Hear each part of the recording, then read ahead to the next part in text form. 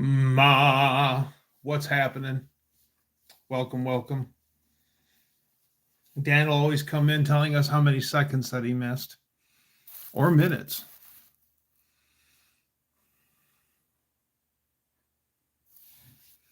What's happening? Last week I got my garage insulated. I got the doors filled with some foam insulation with a foil face on them, and then I made plugs for the. You say 82 seconds? Oh.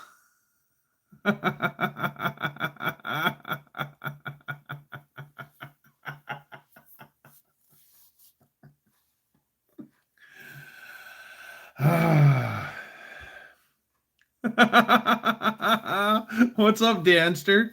We were just talking about how you were going to come in saying how many seconds that you missed, and then Colleen actually said 82 seconds, and then instantly you come in at 64 seconds. Do we know each other or what? Oh, yeah. Buff Del Campo, home of the Del Campomino, the Del Campo Camino, or the Del Camino. That's the one I heard that I like the best. The Del Camino. So I put insulation in the garage doors, and I found out that the garage door takes almost exactly 2 sheets each door. So I have 4 sheets stuffed in the doors, and then it's R6 foam insulation with foil facing, and then for the old aluminum frame single pane windows, I made an insert that went in each window. It's an old block garage, and I don't even think they're backfilled blocks. I don't know, to be honest with you, but I doubt they're backfilled. So 2 out of the 3 were perfect. I measured the one on the east wall and then cut that thing, and I do mean mint. Like the other day, I walked in the garage and went in with the light off, and there's no light leaks around it. That's how good it is. So, oh, thanks, Colleen. So I trusted I remember there's 2 windows on the south side, and I remember measuring both of those, and they were the same size each on the south wall. So I made the stupid assumption that the west wall, or the east wall, was the same size. So when I cut number 2, I didn't verify. I know, right? I didn't verify, trusted the process, cut it to what I thought was dimension. It's too long and too short. And it goes in behind a cabinet, so it was an absolute mother and 3/4 to put in there. So it doesn't fit right. Exactly. Never assume. Exactly. That's why I gave the look. I knew I should have just measured. Yep.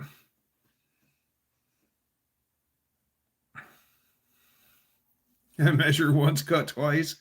Yeah. And it's a pretty mondo piece too. So it probably took at least a third of a sheet of it'll keep some heat in the building. Oh well. And then the third one I cut, I actually went and measured it, and that one fits pretty good itself. So I'm very, our Mexican connection is here. Welcome, Mex.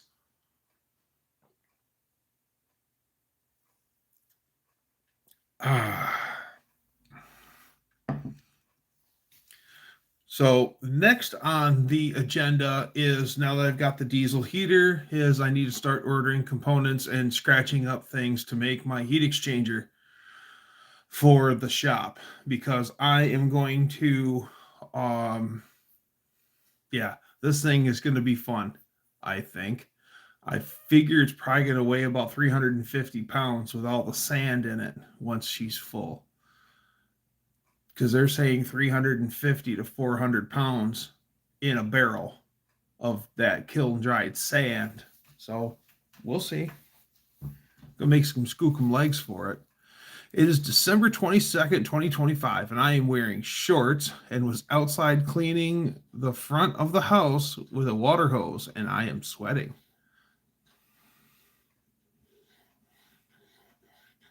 Common rail, like a diesel engine?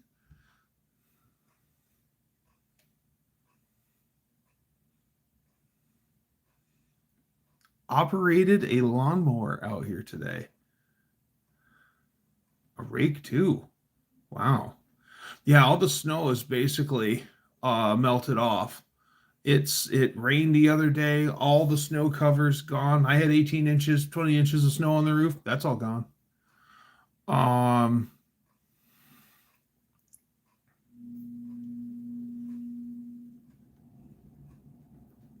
and without a jacket. It's gonna be 73 on Wednesday. Wow. Yeah, we're not gonna be in the 70s here. It was in the low 40s today, which is like a warm snap for us. I changed the oil in my truck yesterday, and it was bearable. I was just happy all the snow was gone.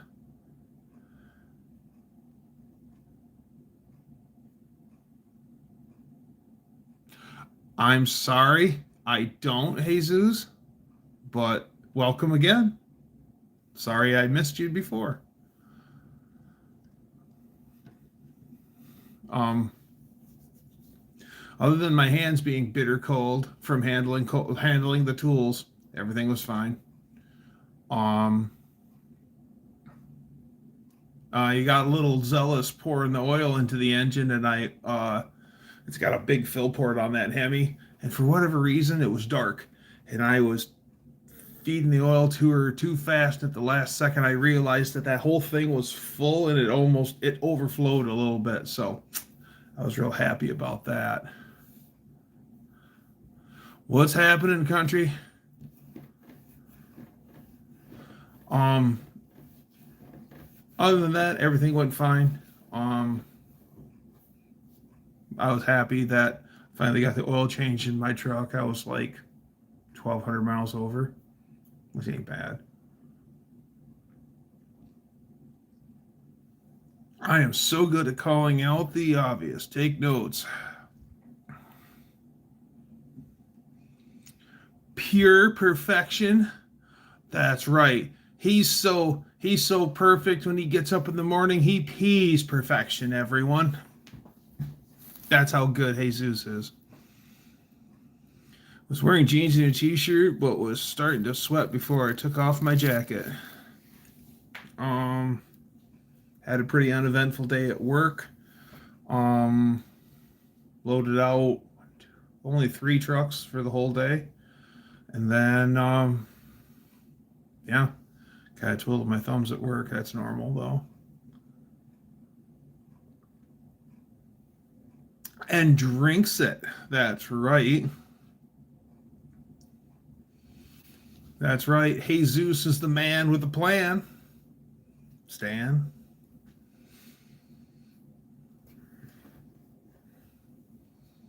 So I gotta order off old Amazon, like 2 9-foot lengths of 1.5 inch flexible tubing. That's actually going to be the coil inside the heat exchanger, and then, or the sand battery is what it really is. and then I need some 3-inch exhaust tubing and some elbows, and I should be able to. I want to get a piece of large tubing, something that I can put a 3-inch 90 in it, because I want the no StreamYard Live's killing me, Smalls. Well, maybe I'll pull one of those up for you here real soon, Dutcheroo. That way you can put on pants for a reason. But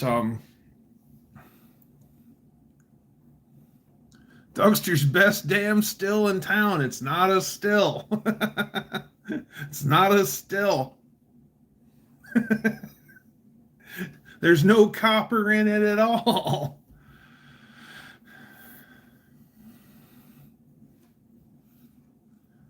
Mid-80s on Christmas. Wow.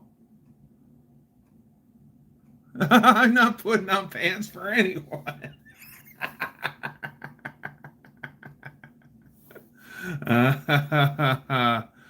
Oh, hi, old Mac. Good to see you. So, yeah, what I want to do is take that big tube thing, put a cap on top of it. On the bottom of it, I want to make another plate for it, but I want to weld it in to where it's flush on the backside and just open at the bottom. So I want a shelf on the side of the barrel where I set my diesel heater, and then so the exhaust is going to go in to the, of course, to the sand battery, and then plus that tube, I want to cut out a section of the barrel and then inset half that tube I'm talking about with the 90 inside of it. Weld that in. So the exhaust pipe, or the actual heat source that comes off of that diesel heater, I want to put that down into that 90. So the heat that's coming off of the unit is going to be blowing towards its core before it goes down and then heats my shop. So I'm going to try to utilize as much of the heat off of that diesel heater to put that into the sand battery. And then through it, I want to put a 3-inch exhaust pipe that goes through it. Or not an exhaust pipe, a chimney, if you will. So it'll be 3-inch on the bottom, it'll 90 up, go through the center, then 90 at the top, and then go over the coils out the side of the barrel. And then as it heats up, it should just naturally flow heat out of it. So I'm hoping that that'll glean a lot of heat, and then through there it's going to go into another chamber, and then up, and then out the wall where the wood stove is. And I'm going to pay attention to how warm the exhaust gets, the chimney gets, and if that still is hot even after trying to utilize some of the heat for the sand battery, I might even run a cheater, a heat exchanger, a forced air heat exchanger off of that. So I'm going to try to wrangle every ounce of heat out of that thing. Dope ass Braden, what's going on? Kim Fixes Thing is here. Said hi to old Mac. Cut up 2 chargers this past weekend. My garage is a mess. That's what I'm working on tonight, is cleaning up the garage. Yeah. Punctuation is everything. Do you mean I'm not putting on pants for anyone? For anyone? Woo.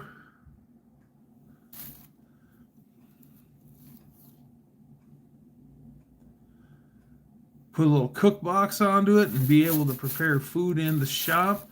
Maybe. I have a feeling that it's going to take a lot of burns to get some serious heat built up inside that inside that barrel. I just want to see, like, after I use it all weekend and then I power it down, I want to know, like, I want to go in there every day and see how warm it keeps the shop long after I'm in there. I think it'll be cool.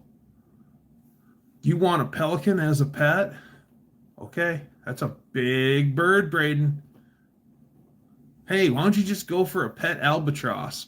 That way the bird flies while sleeping. Like the albatross you wouldn't even own a pet albatross. They only come to shore to mate and hatch. Otherwise, the albatross flies.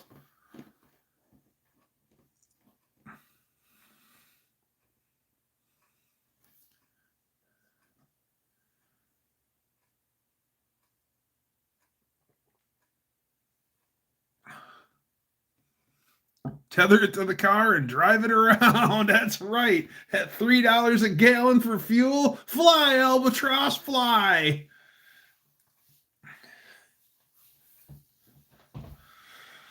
I am a pessimist. If I was building something like that, I'd build a brick out building to house it and pipe the heat over, even if at some loss.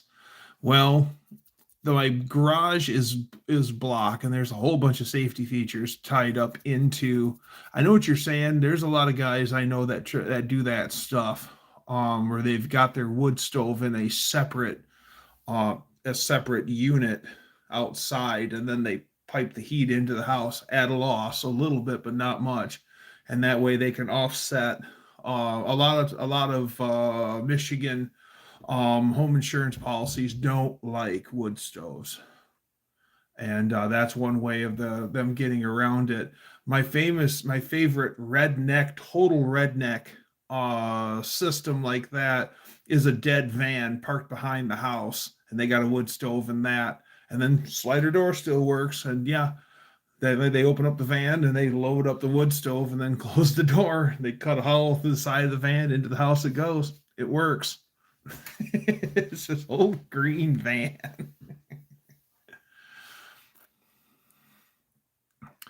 What's going on? Nothing. We talk about everything and nothing here all at the same time. I call it boldly going nowhere. If I owned an apartment building, I'd rather see an open window in the winter than a space heater being used. Yeah, those space heaters gobble up so much power. I've been installing those wall hung propane heaters in my house. I love them. Yes, I've been thinking about those also. But Lady Dougster hooked me up with as an early Christmas gift the diesel heaters, so we're gonna make this thing run.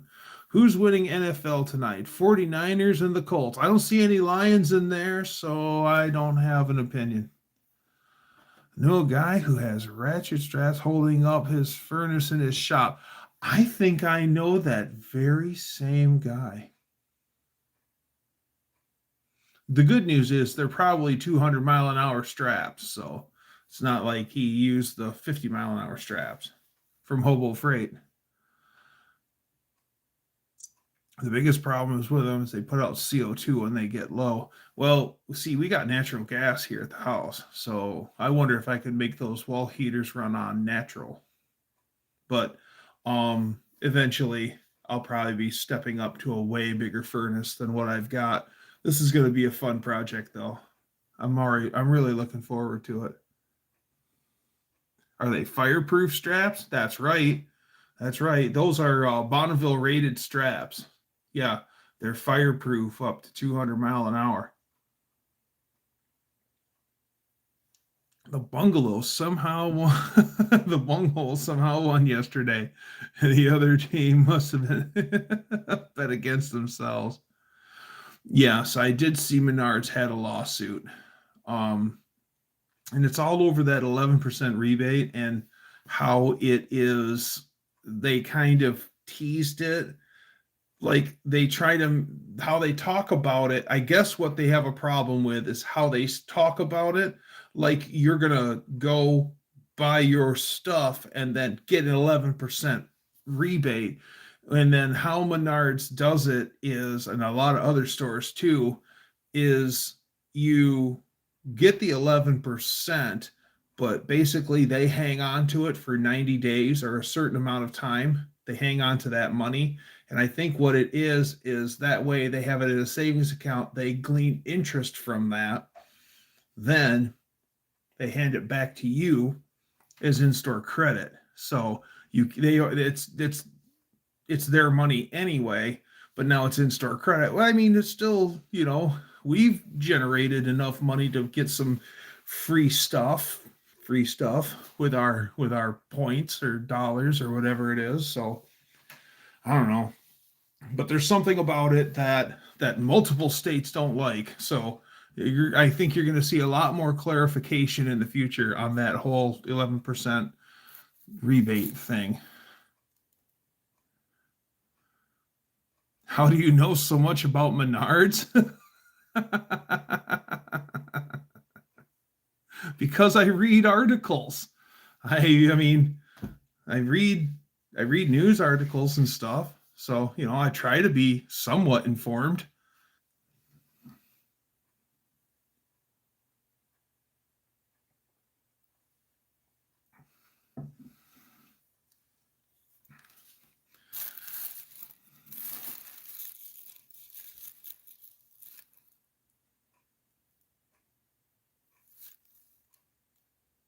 This man is Menards.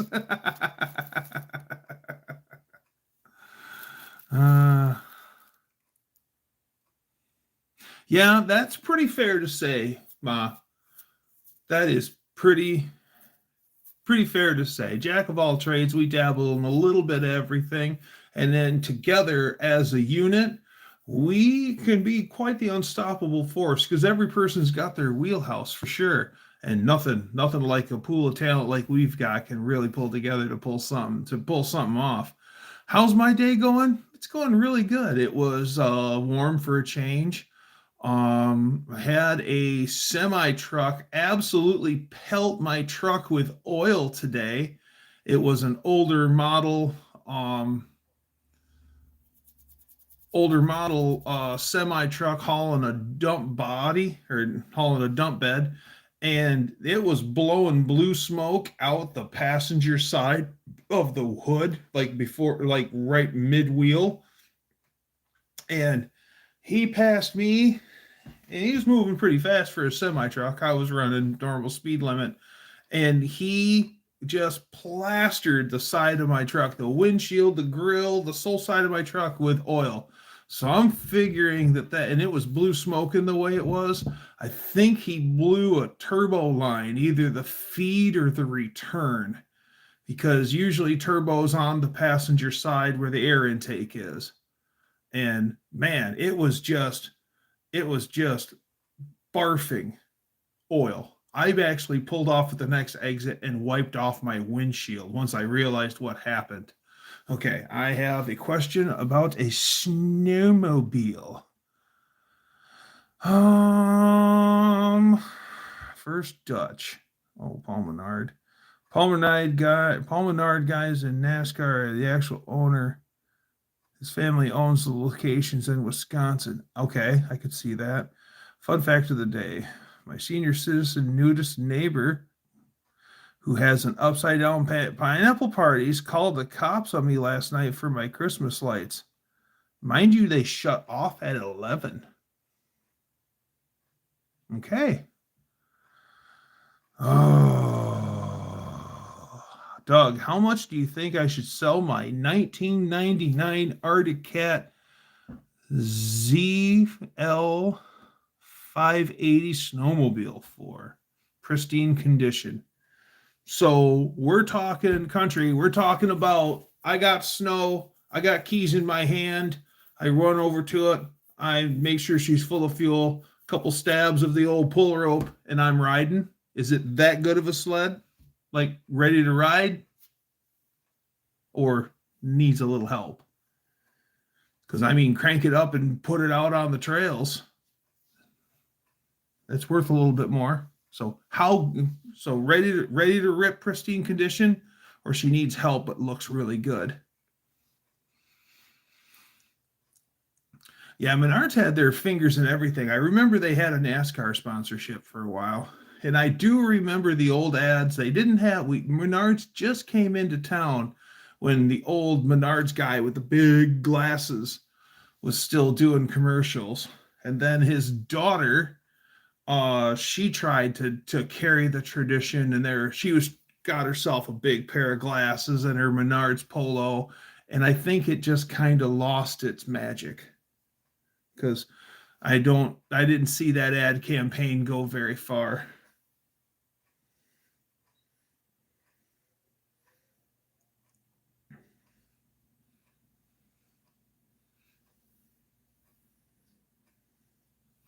I was ended up buying all of my sheeting at the insulation at the Home Depot, and because I had to go buy a specific some go to let's try that all again, shall we? I had to go to a specific place, and that was nearby a Home Depot, and it's out of the way usually, but that's I had to go there for that specific place. So I just hit the Home Depot there, got what I needed. It was Sika brand, Sika, which believe it or not, they actually make really good window sealing adhesives and stuff. It's what my friend Hubert's Projects uses. It's his favorite stuff, and I'm actually learning to like it myself. Anyways, so that's not anywhere close to my house. So the next day I realized I needed more insulation. So I go to the closer to work Home Depot and I go to their section. First off, the store is half the size of the other store that I went to. Second of all, they didn't have what I needed in as the same stuff. They didn't have that same size Sika brand um, foam with the foil face. So I found other stuff that was not nearly as skookum. It was more of the loose pellet dot style um, insulation that they had versus the real dense closed cell stuff. And there was no way that I was going to have there was no way I was going to have two different styles of insulation. So I made sure to I just ended up driving down to the other store out of the way just to grab the same stuff, and I'm glad I did. Okay. Oh, I see Main Street Mopar here. Jerry and Lisa. Ready? Yes, ready to ride. Okay.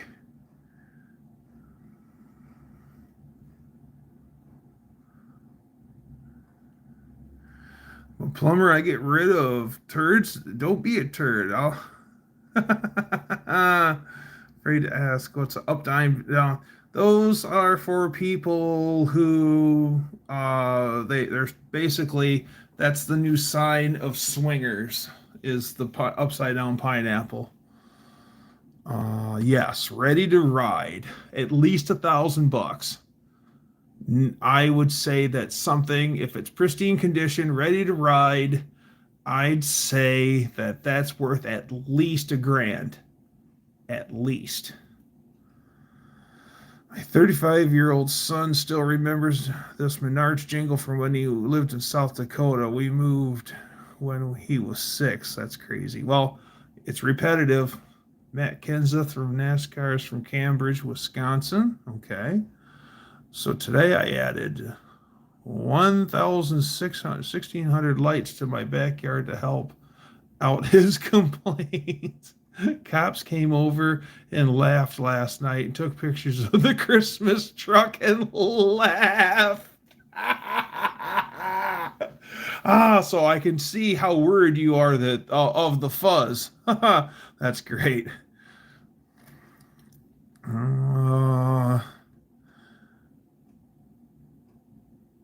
I'm in and out. We were cleaning parts of the house. Well, when you're here, you're here, and when you're not, you're not.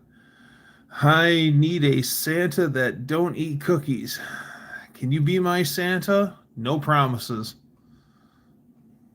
Tell us what you know about the Home Depot.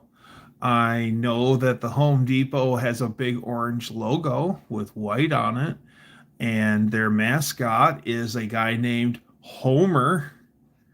Hello, Dougster. Merry Christmas, sir. I hope you all have a glorious holiday. To everyone in the chat as well. That's very nice. Welcome, Vic.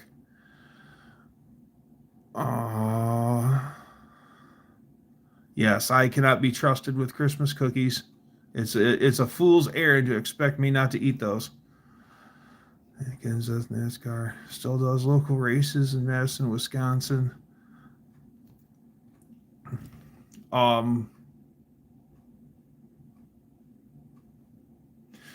a old an older NASCAR guy, Johnny Benson. He is a Michigan native from the Grand Rapids area, and he raced for a really long time at Berlin Raceway. And he is an absolute legend on that track. The one time that I seen him race at a feature race, hi Jim, good to see you. One time I remember a feature race. It was like a 35 lap feature.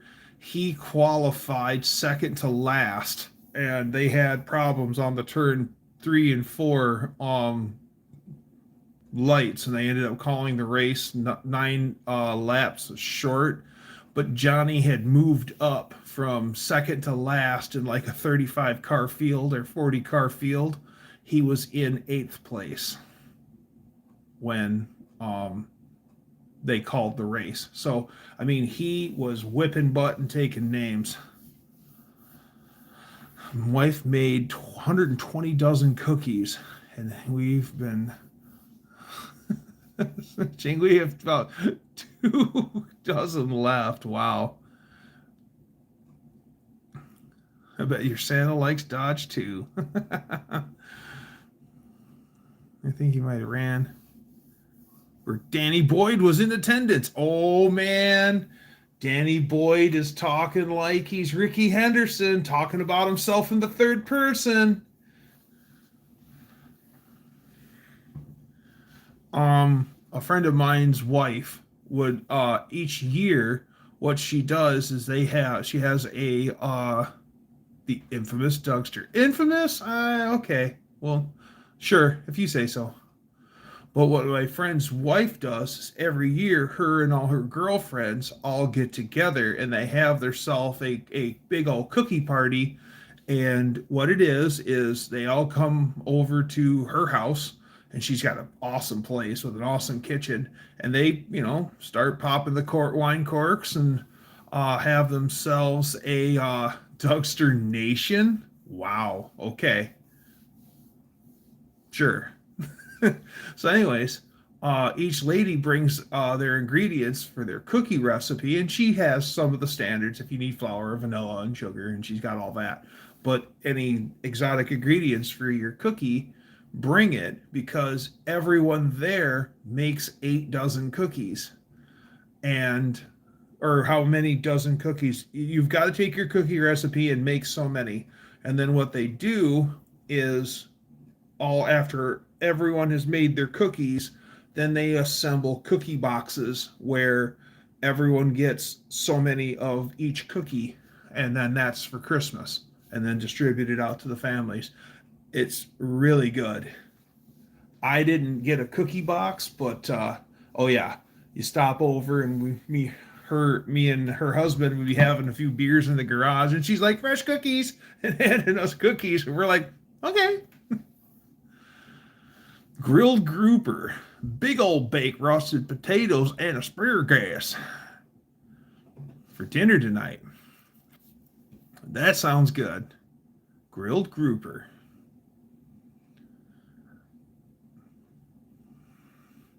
I think the fattest Santa or the real Santa was closer to 300 pounds. Oh no, I'm sure there's a 660-pound Santa somewhere. Yes, I believe in Santa. I believe in him too, Faith. Oh, yeah.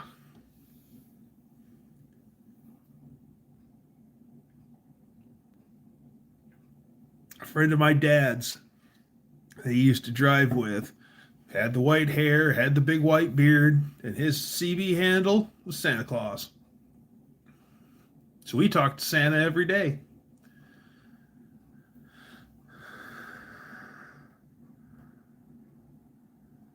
I'm working on t-shirts and die cast. Can you believe it?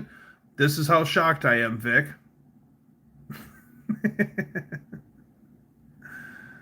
Leave us gifts for family and friends, parents at the Senior Assisted Living Center where she works. Oh, yeah. Santa look a lot like Daddy. We used to have a church group pickup. We used to donate a lot, especially when we worked for the other company, or when I worked for the first company before we were acquired. And my the owner was a religious guy, so he would reach out to a lot of local food pantries, church-based food pantries, and one of them would they'd always bring us cookies. So whenever we would send them off with a load of chips, they'd always bring us probably 3 pounds of homemade cookies, all made by the little old ladies that work at the or attend the church. And they get a lot of dry ingredients. So that's one of the things they do is those ladies would make cookies. And we would get snickerdoodles and oatmeal raisin cookies. And man, it was great. It was like having your grandmother stop by once a week.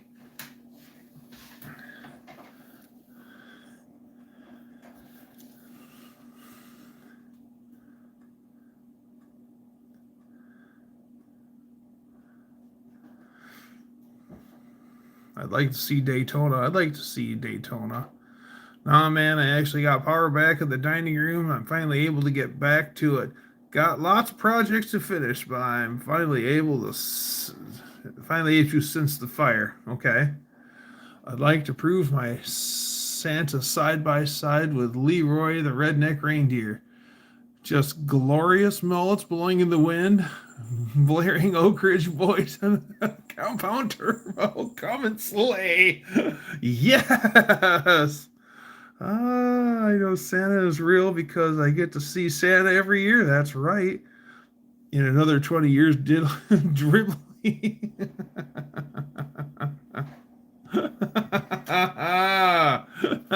Hi, Adam. How are you?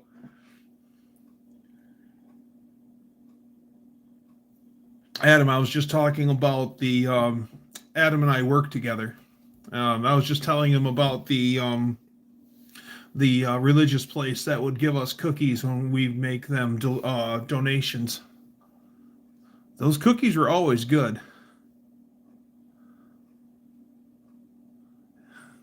Elvira over the world.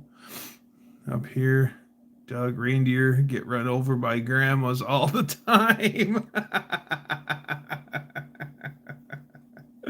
Adam 12?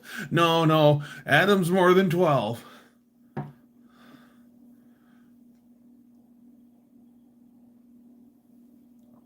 Love Adam 12. Oh, there's Mark. A plus plus cookies with real butter and love. Yes, yes, he's not lying. The cookies were top notch always. It was like having your grandma deliver sweets every time they delivered. It was awesome. Yeah, Adam 12 was pretty good. Emergency was pretty good too. I always loved the old fire trucks that they'd use, the kind that still had the little windshield and the little steer spot on the ladder truck all the way back that you rode on. And then, of course, that era of semi trucks, they all had, if they were diesel powered, they had Detroits in them. So they just roared everywhere they went. Speaking of deer, I got 3 does last night with Eagle 5, but that's beside the point. With an Eagle 5, wow. This hometown bakeries make some really good cookies for Christmas and different times of the year, different holidays.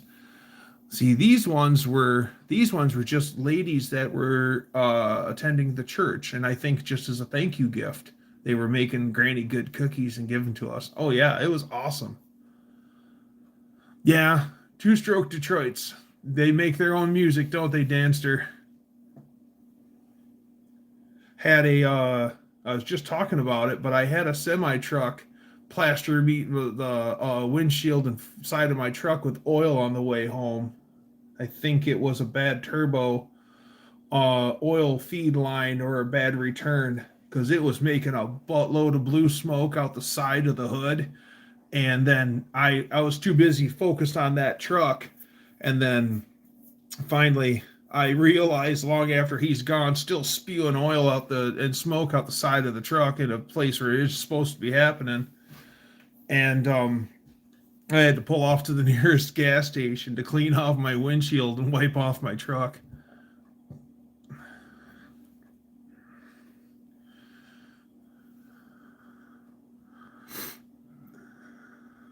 hometown bakery.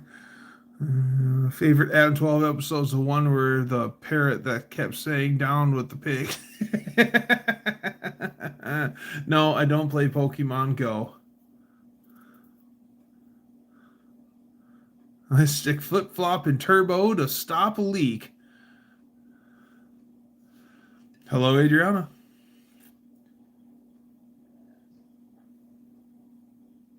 Yeah, I couldn't. At first, I was like, "What's causing all the smoke?" Well, usually it's on. That was on the passenger side of the truck. And that's usually where the air cleaner is. So that's got to be where the turbo is. So that's why I decided it was probably barfing right onto the exhaust manifold plus splashing out. But it had chunks of grit in it. It was horrible, and that oil. That poor trucker's missing a shoe. Remember that one time we couldn't find the windshield shade for the shop truck and we pulled it off the plow truck? Well, I finally found the one I'm looking for. That was a long time ago. Yeah, that's right. You took that off a lurch for me, and I appreciate that. I'm glad you found yours, though. Yeah, it was badly coked up. It was chunky. What's my food favorite? Oh, it's I like um Lady Dougster makes some awesome omelets for breakfast. For reals. Those things are restaurant quality good. Um I like um I like salmon, like steamed salmon. Ooh, or cod. Yeah.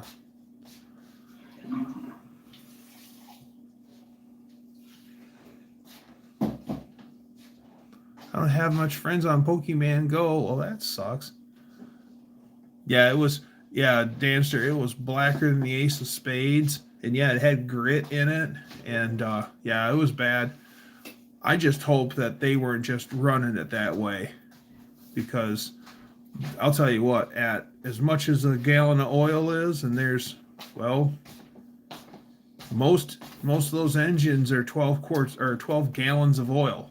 Yeah, a gallon for each filter. There's two filters plus 10 in the block. 12. Yeah. So if you're pushing through a gallon of oil a day or better, that's an expensive habit right there.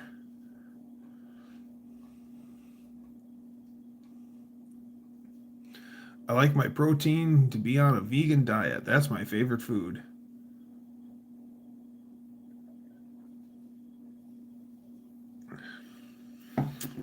I love eating meat, but the problem is that it kicks up my gout from time to time. So don't get to enjoy a nice thick steak like I used to as much.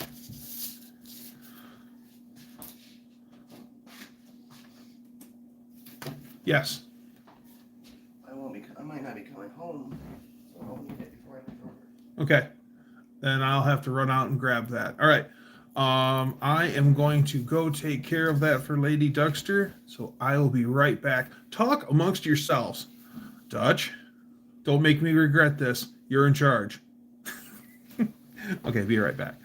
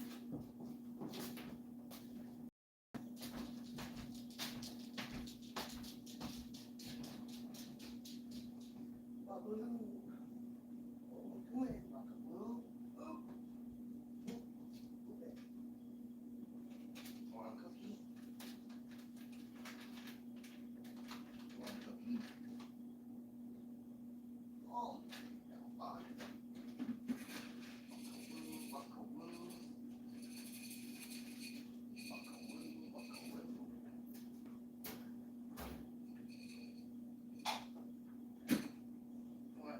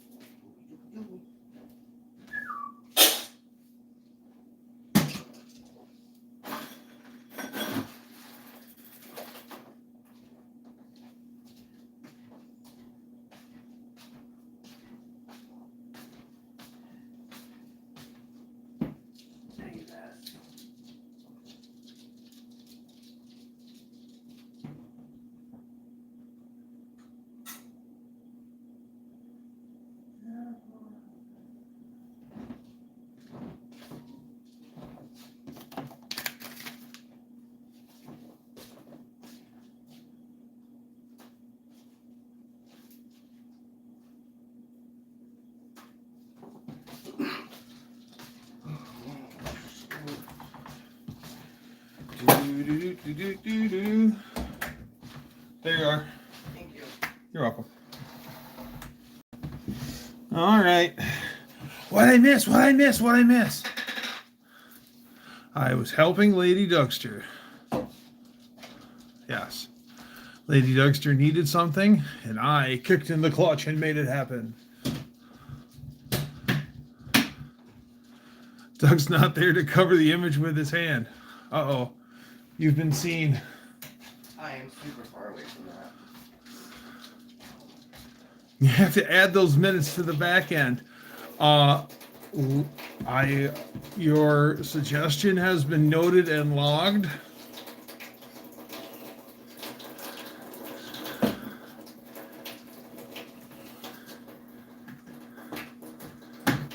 Guys, watch Tony's latest video. He's on Facebook looking at old cars from his point of view. Yeah? He's done that before, and he's got some really great insight. He picks some gems, and then he picks apart some real bad ones. Some will burn oil, I think more. I think mine does. Oil leaking somewhere. Oh, deep fried deviled eggs for Thanksgiving.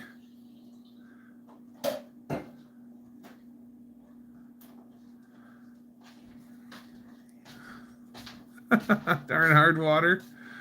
Oh yeah, I do like deviled eggs.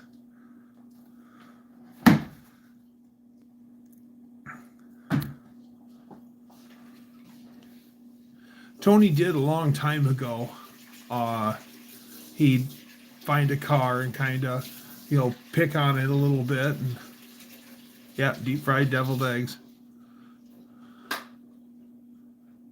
No, I did try to get Lady Dougster to go to the drag strip with me once last summer, but it ended up being, it was just so damn hot, and we finally got home that day because we had our choice to do the either go to the Kalamazoo Speedway or go to the drag races. And I was all motivated for it. And she was right. She's like, look, it's hot. It's been a long day. And now you want to go get out in the sun some more and go to the races. And I went, yeah?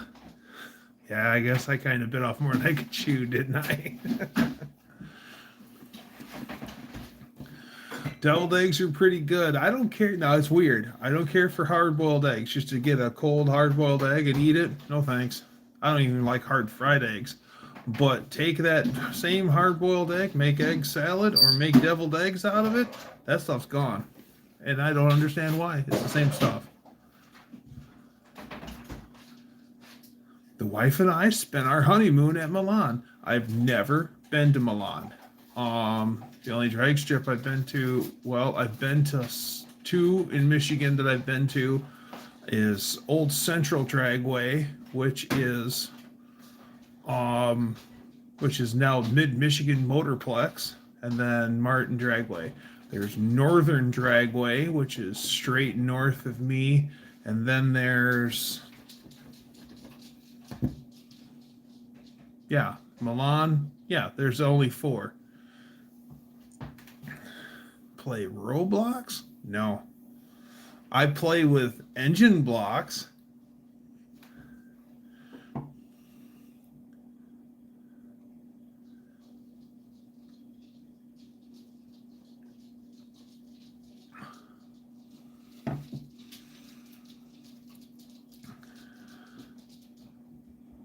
We'll get stuck rings from sludge. Yeah, or is it, I've heard of those Toyotas not sludging, get stuck ring from sludge, but stuck ring from coke, from coking up. And then what the one guy does is he takes a can of carburetor cleaner.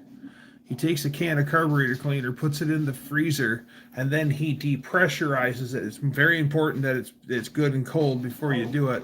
And he holds it a certain way, and he depressurizes it, and then he pours that whole thing down a cylinder, and then lets it sit for a while, and then that'll eat at that carbon and coke that in there and let that ring expand. You need this? No. Even Toyotas aren't perfect, but most of the times they are. Even Toyotas that are halfway well taken care of run forever. I've seen Toyotas that are poorly taken care of run for a really long time, not forever. I'm going to bet we'll see the further downturn of drag strips in the next 15 years. Autocross road racing is the future of motorsports. It's very possible. When I got married, we went to the local racetrack that evening and then to Pigeon Forge the next day. Cool. I like to go to Pigeon Forge. Yeah. I really need to start putting my ass in the bleachers. Kalamazoo Speedway isn't that far away, and that place is, well, they used to be known as the world's fastest 3/8 mile. And it is just a little itty bitty donut of a racetrack, and those guys rip that donut at 100 miles an hour or darn near to it. The slow guys are running high 80s, and the late model guys are running over 100 in that little 3/8 mile. It's got a good bank on it. Headed through?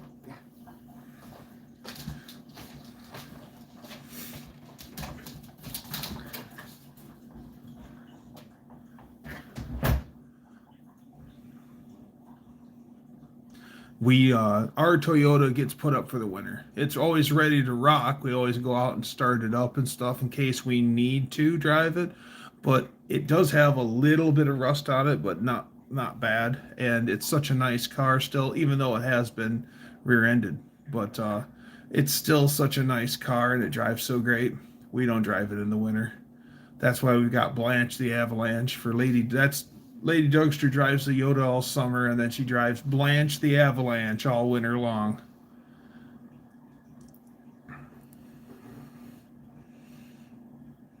Pigeon Forge has a great car show and cruise. That sounds pretty cool.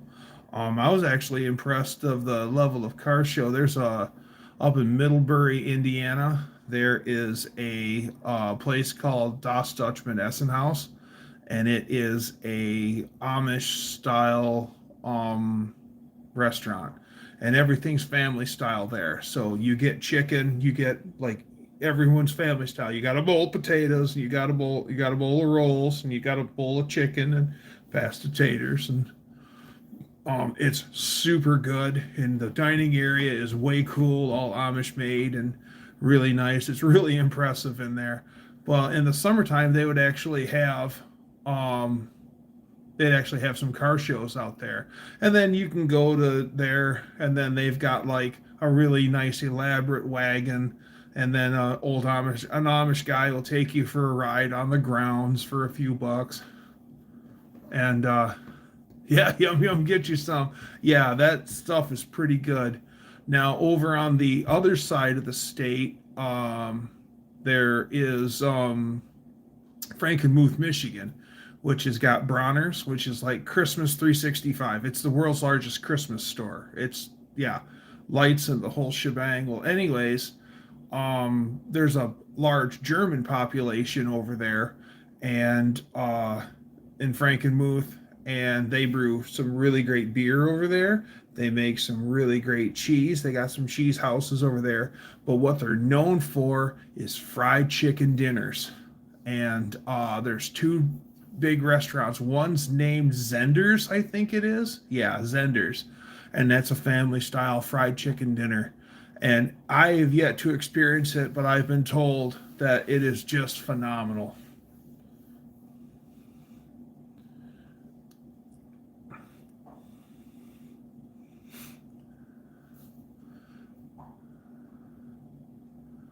Won't be toppled, friendlier sort. Every event is packed, drag strips won't fill seats like they did in the past. It's possible. You want one of those Amish women? Bavarian Inn. Yes. Yes. Sanders is great. The ladies dress in lederhosen. Oh wow, I see. I've never been there. My everyone's told me, yeah, Bavarian Inn. There's also the Maple Inn somewhere in Michigan, and it's usually only open for lunch and for dinner, but only during maple syrup season in the early spring, late winter, when the sap starts flowing, they actually take in sap and then they actually make syrup on site. So they open for breakfast only during syrup season and just to do pancakes and stuff. And that's really a really big thing. It's pricey. Take a fat wallet to Zenders. Yes, it's pricey. The Essen House I was just talking about in Middlebury, Indiana, is the same way. It's pricey, but it's good. I mean, you're getting high quality stuff, so it's not like you're walking away going, "Man, that was an absolute joke." No, like you'll be like, "Oh my God, if I could only make it to the car." Yeah, especially real maple syrup.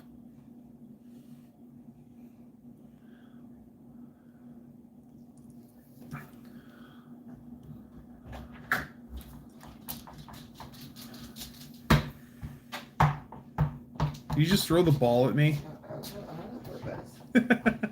it harder if it was on purpose. Oh.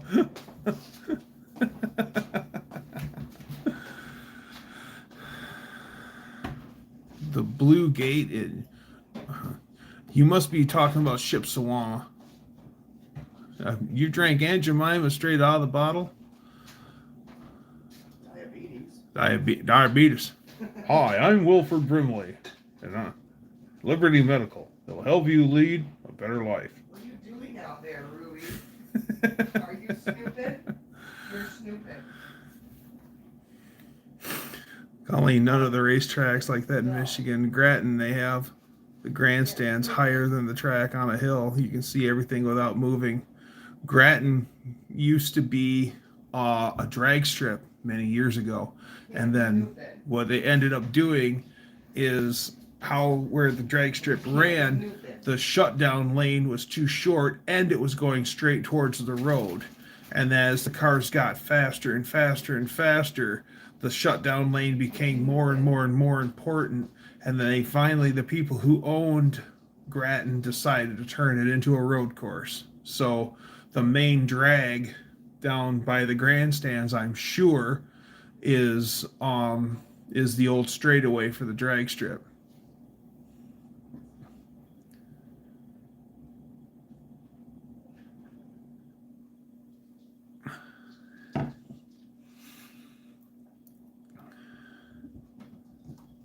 They did school bus races at Grattan years ago. They do school bus races at Kalamazoo Speedway too.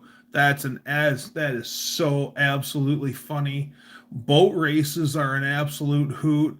That's where you get a cheap boat, probably a cheap fiberglass boat and a trailer, and then you gut everything else out of it. So it's just the shell of the boat on a trailer being pulled behind the car, and then you race. And then you purposely run into each other, and if your boat's destroyed, you just keep riding. If your car breaks, they make you leave it on the track. They stop the race, get you out of it, and then they leave the car on the track as an obstacle for everyone else to drive around. Have you been to the Woodward Dream Cruise yet? No, I haven't, and I need to. I have cruised Woodward, but we did get some action, if you'd call it that, but that was pretty cool. So I have cruised Woodward, but I haven't been on the Dream Cruise, and I need to do that. Can you show some snowmobiles going by? No, I can't, Braden. I'll take you outside and I'll show you what the yard looks like. We got rain and a warm snap, and I've got grass showing. All that snow that I showed you guys, it's gone. I'll take you outside. Let's go.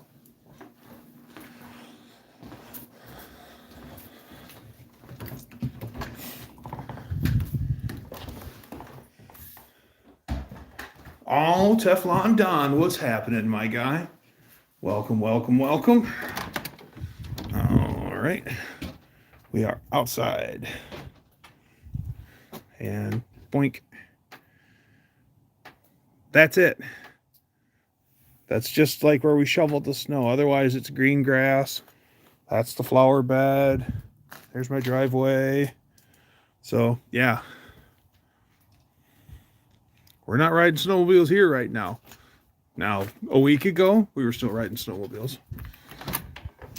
We don't get the consistent snowfall in the lower peninsula like we do up north. Hell, you go an hour north to like Cadillac and there's better snowmobiling up there than there is down here. Usually the weather obviously changes. Just going an hour north.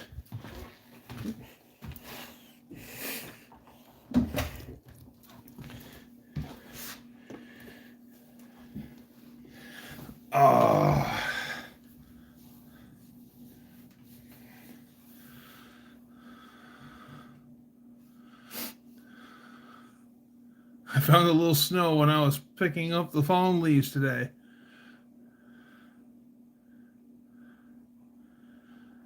Yep, ice on the lakes up north. Fish on. The ice, I haven't seen any fishermen on the lakes out by me yet.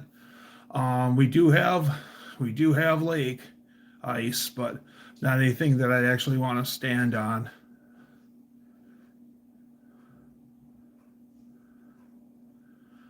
I got hailed on, but never seen snow here.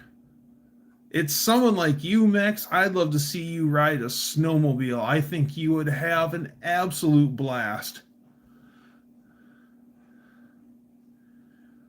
Dirt biking in the wintertime is fun. Might I suggest instead of a front tire, a ski, and then some weight on the back of your dirt bike so you can actually get down into the snow, and you will have yourself a whole bunch of fun. They also make a dirt bike that has a conversion where it gets a real thin belted track, kind of like a mini snowmobile track in a front ski. Rides just like a dirt bike, but it has that weird track thing going on. And those things look like a fucking riot in the snow.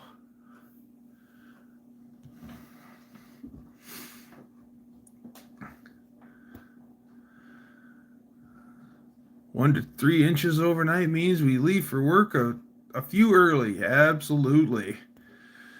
At 35 below already this year, consistently for a whole week. I think we're good to go up here in Wisconsin. Our lakes are froze. I'm thinking we're good up to this year. Nice. I want to ride a jet ski. I've never done that either. Live near Lake Mead and never did it. Jet skis are a lot of fun. Jordan Lake was froze the weekend before, but not anymore. Yeah, that's what the lake by me is looking kind of iffy, especially when there's open water on the shore. Hi, Crash. We had 6 inches and it melted off.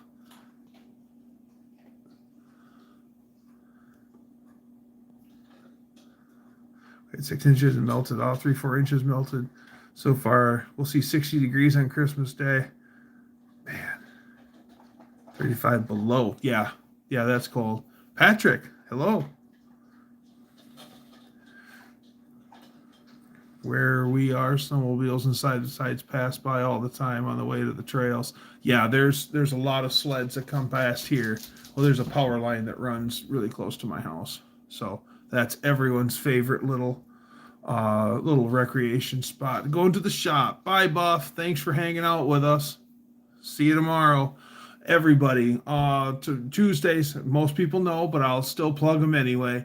Tuesdays, in the evening, Buff Del Campo and Kim Fixes Things will be in the studio doing their normal thing. Always a good time with Kim and Buff. So go check them out, support them. I remember being part of a train behind snowmobile as a kid. Note to self, don't be the first sled behind a snowmobile. Yeah. Oh, man. Well, hi, Zach. It's good to see you.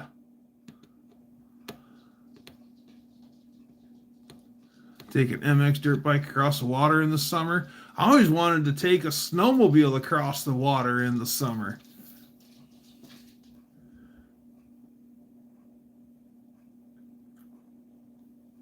Good to see you, Zach. Thanks for stopping in, man. Zach's one of my electrician buddies. He's a Sparky. Yeah, Kim and Buff are hardworking folks. Man, I love the project that they're doing right now, where they're turning that Valiant into a Ute, a pickup truck. It's very cool. Take mine across water. It's pretty easy. You got to keep up the speed. Once you don't keep up the speed, good luck. Exactly. There's actually down in real southwestern Michigan, like by Benton Harbor, there is a whole team of guys. They actually throw together races where they actually race snowmobiles on water.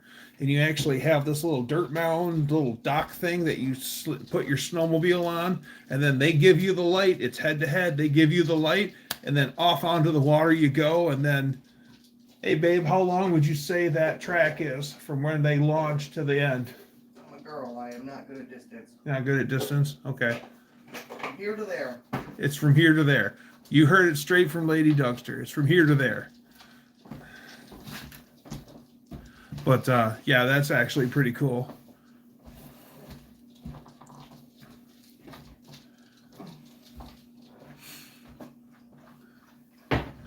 "40 minutes west of me is Houghton Lake, where lots of ice fishing goes on." Yeah, Houghton Lake is tip-up town. And they actually put an entire town on the ice. There'll be the bar. There'll be businesses. Yeah, they actually have, like, it's a town. People bring out their ice shanties, and it's a whole city. It's like Grumpy Old Men. If you've had too much to drink and you need to go pass out somewhere, there's actually guys who have cabins for rent, and you can just walk up and flip the unoccupied to occupied, crawl in and sleep it up. It's warm, there's blankets, the whole shebang. And then in the morning, you'll just settle up with the owner. It's really cool. And then it's amazing. People have RVs parked on the ice, and you're just cars parked on the ice, and you're like, unbelievable.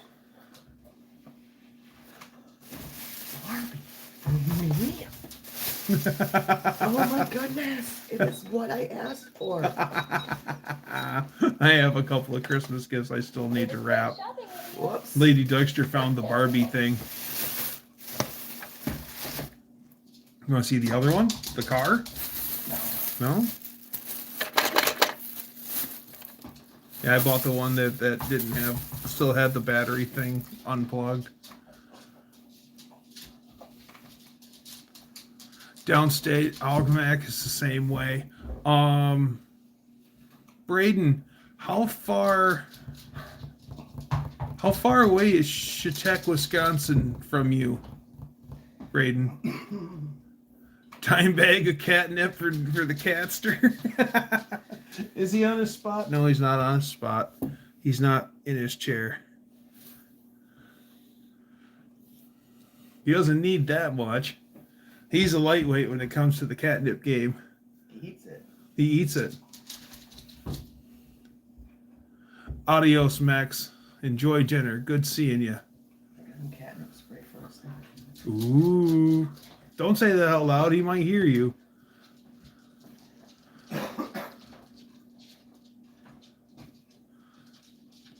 Right on, Kim. Good seeing you. 2 hours away.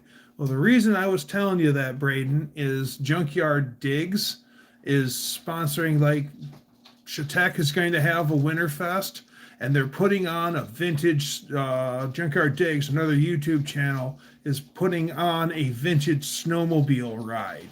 And guys come out of the woodwork with some really sweet vintage sleds. So I think that would be a 2-hour journey well done. Do it up on your channel, Braden. That'd be cooler than the 3-speed fan, man.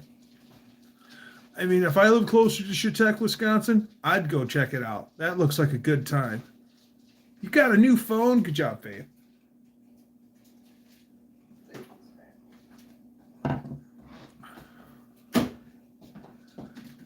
Two fingers? No, the cocktail's three fingers. From there to there, liquor. And I want Stan to pour the drink because he's got fat fingers.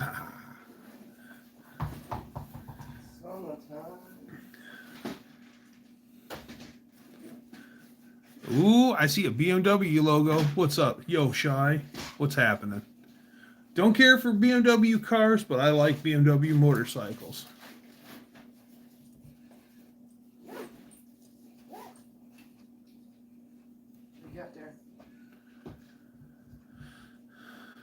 Ah, yes, you're right.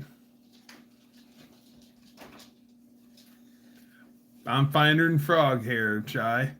Yeah, you're right. Two finger bag. Yeah. Yeah.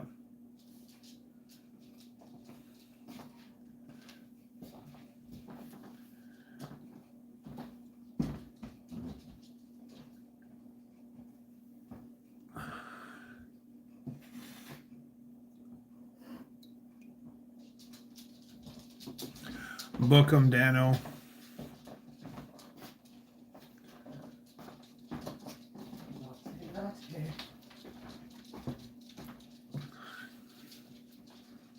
Yep, you're right. 45 years ago.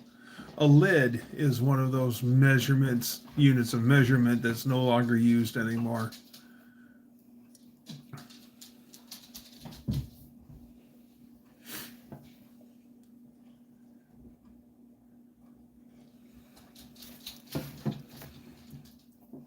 Blue Grange Brigade. My new phone was supposed to be a Christmas gift that I was supposed to get on Christmas Day, but I got my phone early. Better than getting it late or not at all. If the Michigan mitten had fingers, I point to the base of my middle finger when people ask where I live. Oh, okay.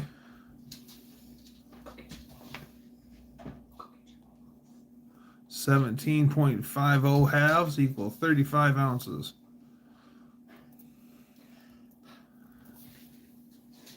Hound dog. No, you're not doing that. I live on the forearm. I guess I'm kind of here on the palm. Old Mac says that's where he lives. Right there.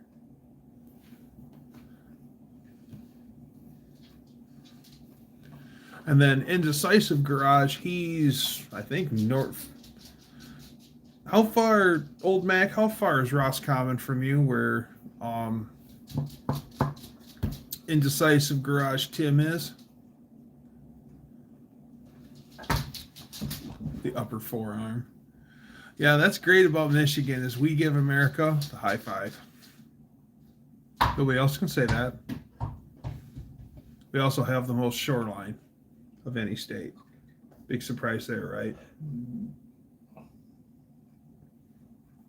In the great state of Michigan, you are never more than 7 minutes away from any source of water, lake, river, or stream. Oshkosh is 20 minutes from where you are. Bagosh. So did they build the Oshkosh heavy equipment in Oshkosh? I would assume yes. So there's had to be that big old plant there. It's probably been repurposed for something else if it's still around. Because Oshkosh semi-trucks, those things are tough as nails. Those things make military grade look weak. They're not, those vehicles aren't comfortable. They're functional. Yeah. Means Michigan has as many bridges as Connecticut. I've never been to Connecticut, but I would probably say you're right. Lots of lakes and golf courses in Michigan. Adam hit the nail on the head there. Yes. Yes, Oshkosh trucks are made actually in Oshkosh, Wisconsin. Okay, awesome. I know that's a real stretch of the imagination, but yeah, old school Oshkosh trucks are just the sweetest looking things. They just look so tough. they they make military 6x6s look like children's toys. Those are the stuff that goes out for the severe service, the big 4-wheel drive units. Actually, they're 6-wheel drive. All the axles drive on those things. They're just monsters.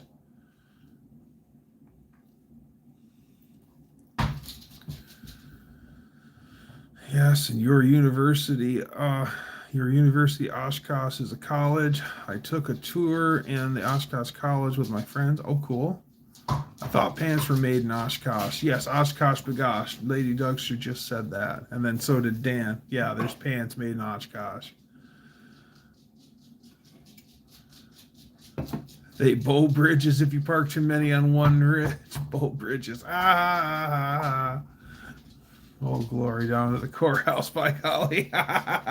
In Muskogee, Oklahoma, USA.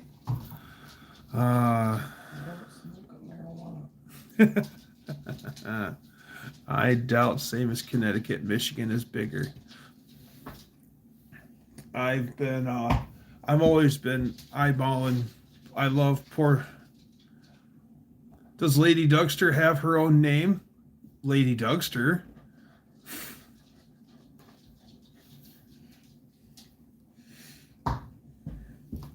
So every so often I'll look at porcelain license plates just for fun, and I find a whole bunch on eBay that are old Connecticut license plates.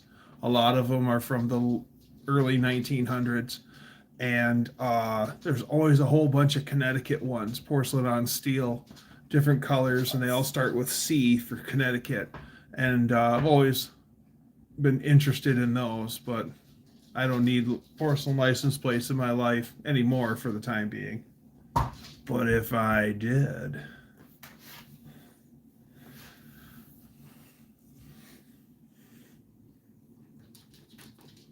there goes the dog.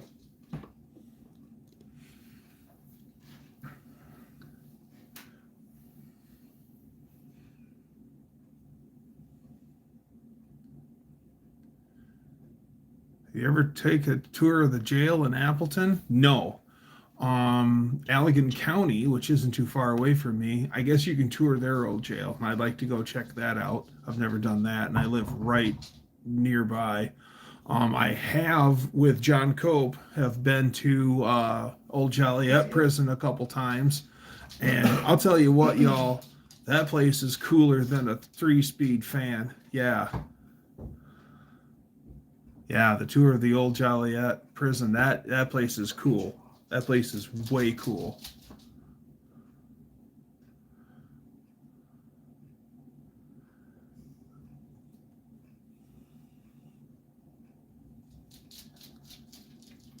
It's scary and it's creepy and it's not a place to be. Yeah, it's neat to see the because Old Joliet Prison is kind of like a working ruin. Like no, they don't keep prisoners there anymore. It's a retired prison, and the paint's peeling and stuff like that. And but it's neat to check out, but you gotta put yourself into it. At first I'm like, man, this is cool, man, this is cool, man, this is cool. But then you start thinking, this isn't cool. This is not the place you want to see. This is not the place you want to be. The 3-blade fan, Dougster. Oh, cooler than a 3-blade fan? I was always said it was cooler than a 3-speed fan.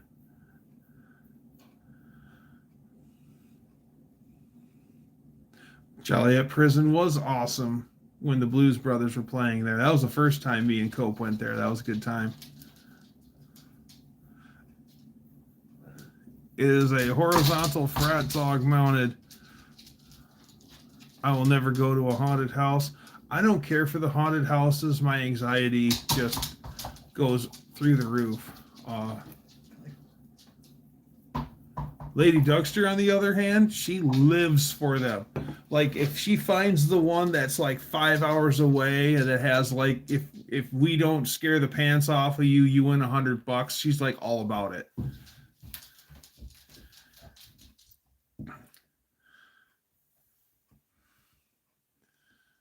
4 blades for me. It's a visual at RPM. Ah.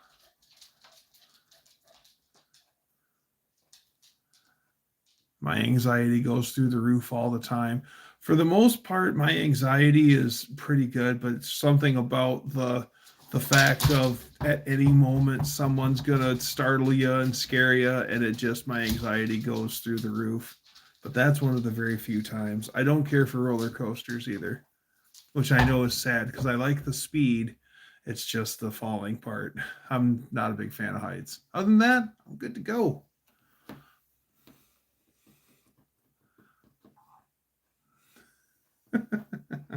Oh, Dean keeps talking about frat zog. I'll grab a frat zog.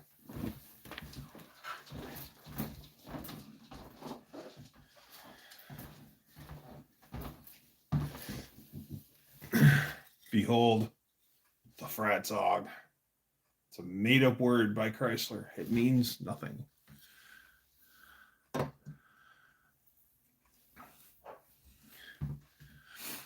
This plays more pitch. I would get anxiety when I would drink coffee all day and then come home and smoke pot.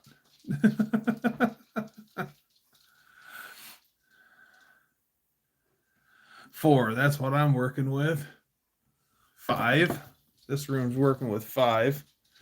Unless you're like John, then you have 3 when you're supposed to have 5. Right, Cope?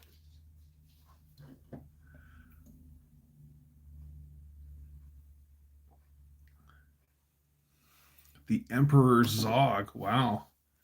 Or is it the fraternity of the Zog, the frat Zog?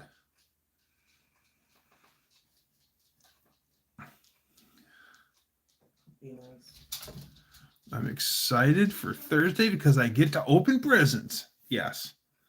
I'm excited for Thursday because it is a great time to spend time with the family. And oh, here's the cat.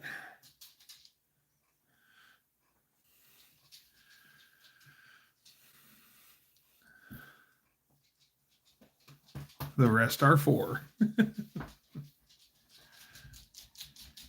Our new fan, our old fan, this one's made by the same company, but it's a lot newer fan. Our old fan was a 3 blade, and I think this one is like 5. 14. 14. Yep, Fratzog is a made-up word. So is Pentastar. The Chrysler Pentastar. That's a made-up word too, made up by Chrysler. The day I celebrate Jesus' birthday because he died for all of us. That's right.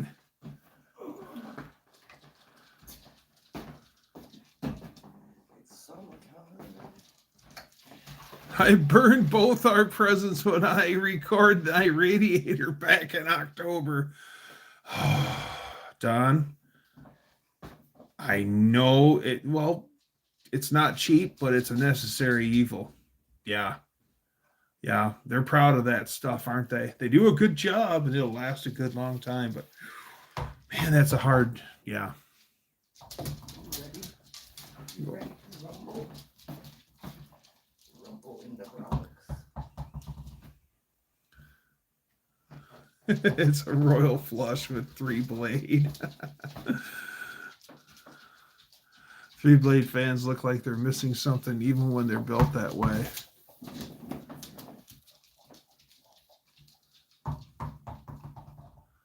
And now it's a 4-core, and I know it will fit. That's right. And you recycled, so at least it'll look right in the car. 4-core, yeah.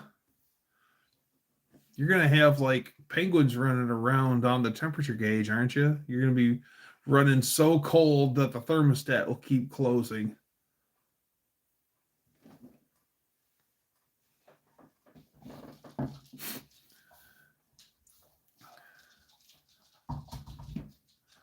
Don also has a habit of being right. Put it here. Right here. Put it in my hand. No, no. Do it again. Put it in my hand. There you go, honey.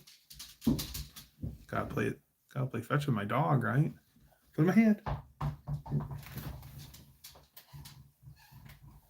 Put it in my hand. Put it in my hand means drop it on the floor in front of me. I'm surprised you didn't hear her. I'm surprised you didn't grab her. She runs and goes and gets it. What more do you want? This is true.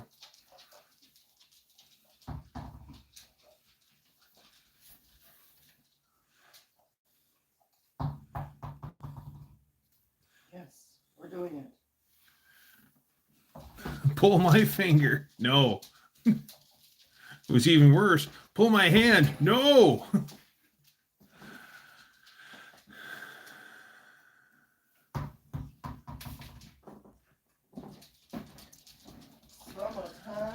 Wendy's reasoning needed that she's tired of spending money twice. She's smart that way. Yeah.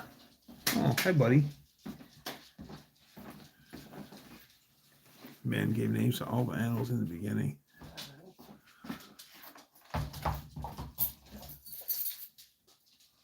What is chicken mole? I don't know what chicken mole is. I have to have a high RPM scream. I hope to have a high RPM screamer with a 4-speed, a no name this year. Professor P is going to do the oiling mods on my 318. I'm probably going to go with Comp Cam circle track grinds. Okay. Professor P doing oiling mods for your engine is going to be spectacular. That would be cool.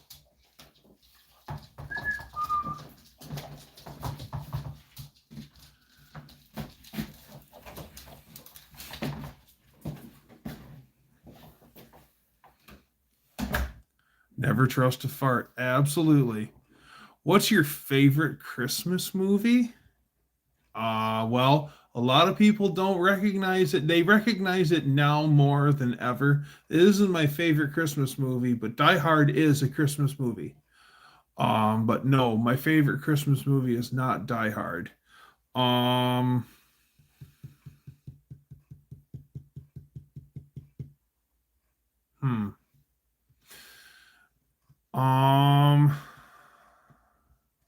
It's a Wonderful Life is good because you got Jimmy Stewart in it. I think it's a Wonderful Life. And fart with confidence, says Danster. Federation against rotaries and turbos. I like turbos, and rotary engines are actually pretty interesting. As long as all the seals seal up in the blessed thing. Yeah, Lampoon's Christmas Vacation for the win. Yeah. Shitter's full, Clark.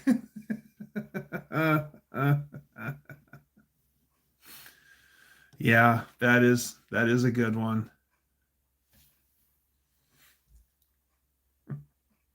Where's my stogies?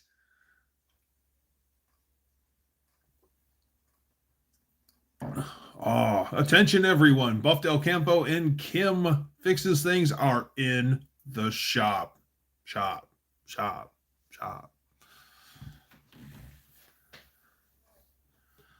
Running on empty, the Australian version.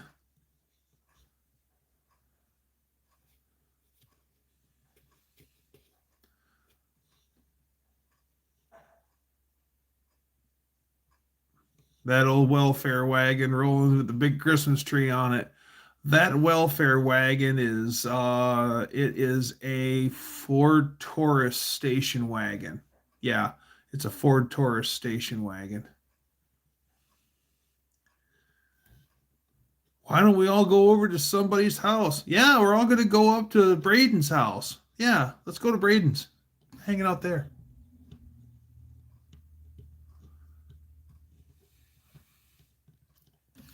You know, that would be the thing, though. If we all lived in this, imagine if we all lived in the same neighborhood. We'd all be hanging out for sure, doing gearhead stuff and acting silly. And man, it'd be so much fun. Gonna head out. Merry Christmas, everyone. All right, Colleen, Merry Christmas. Tell Damien Merry Christmas for me. I hope you guys have a great one. Take care.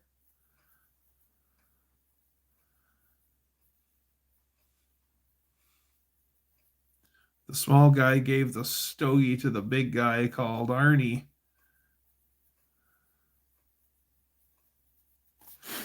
I'm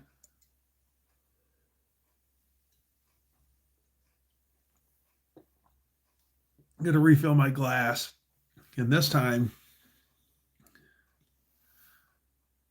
there is where I'm going to be. That's where I'm getting the water. No, I'm not urinating off camera.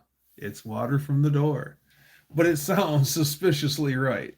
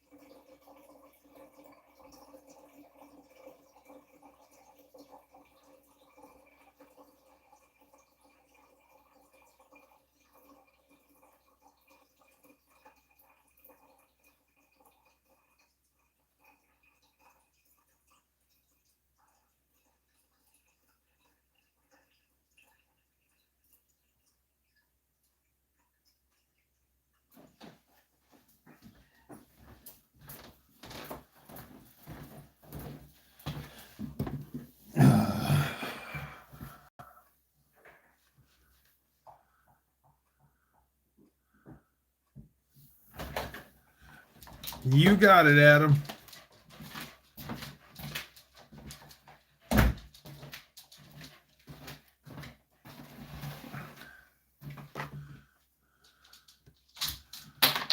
Catch. No, I didn't. Merry Christmas, you filthy animals.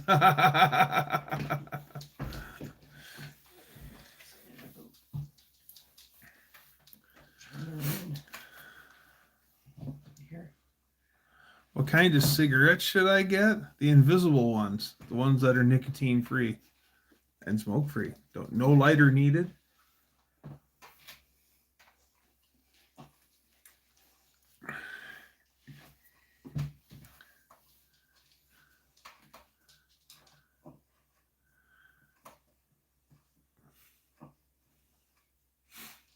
Left-handed? Is that Prince Albert in the left-handed can?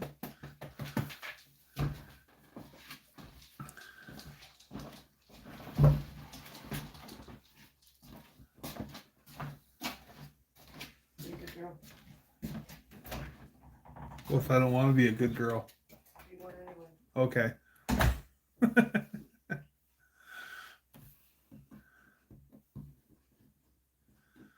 Peppermint Lights, Faith. Yeah. Old friend of the family.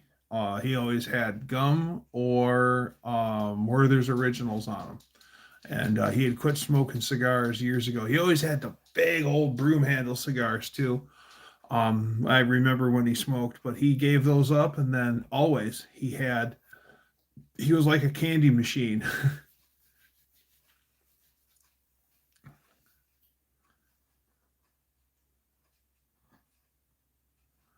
So you're talking about that good stuff, the vaping part?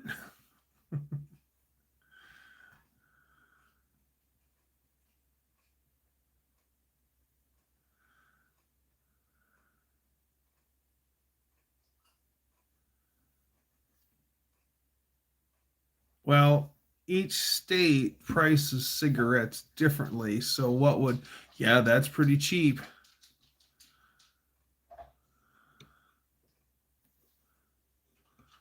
Basic. Yeah.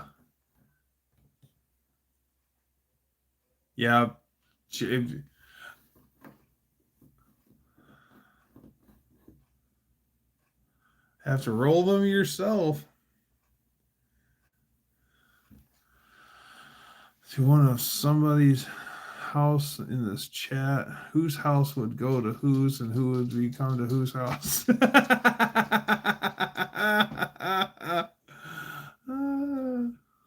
UTG, roll your own.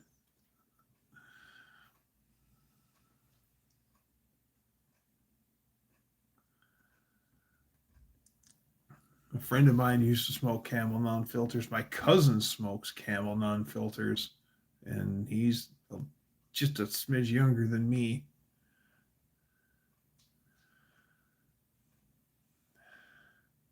If you were breaking into somebody's house in this chat, whose house would it be and why?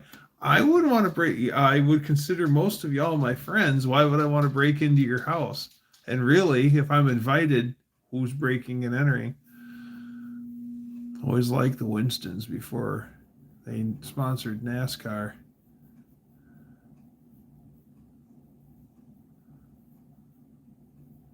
You have to have a slave to roll them for you.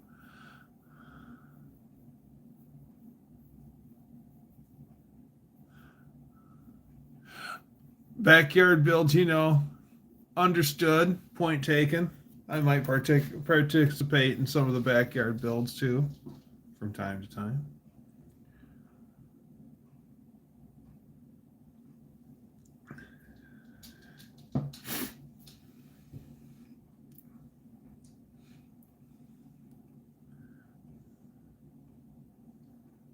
Just knocking it out. Come on in, brother. Yep.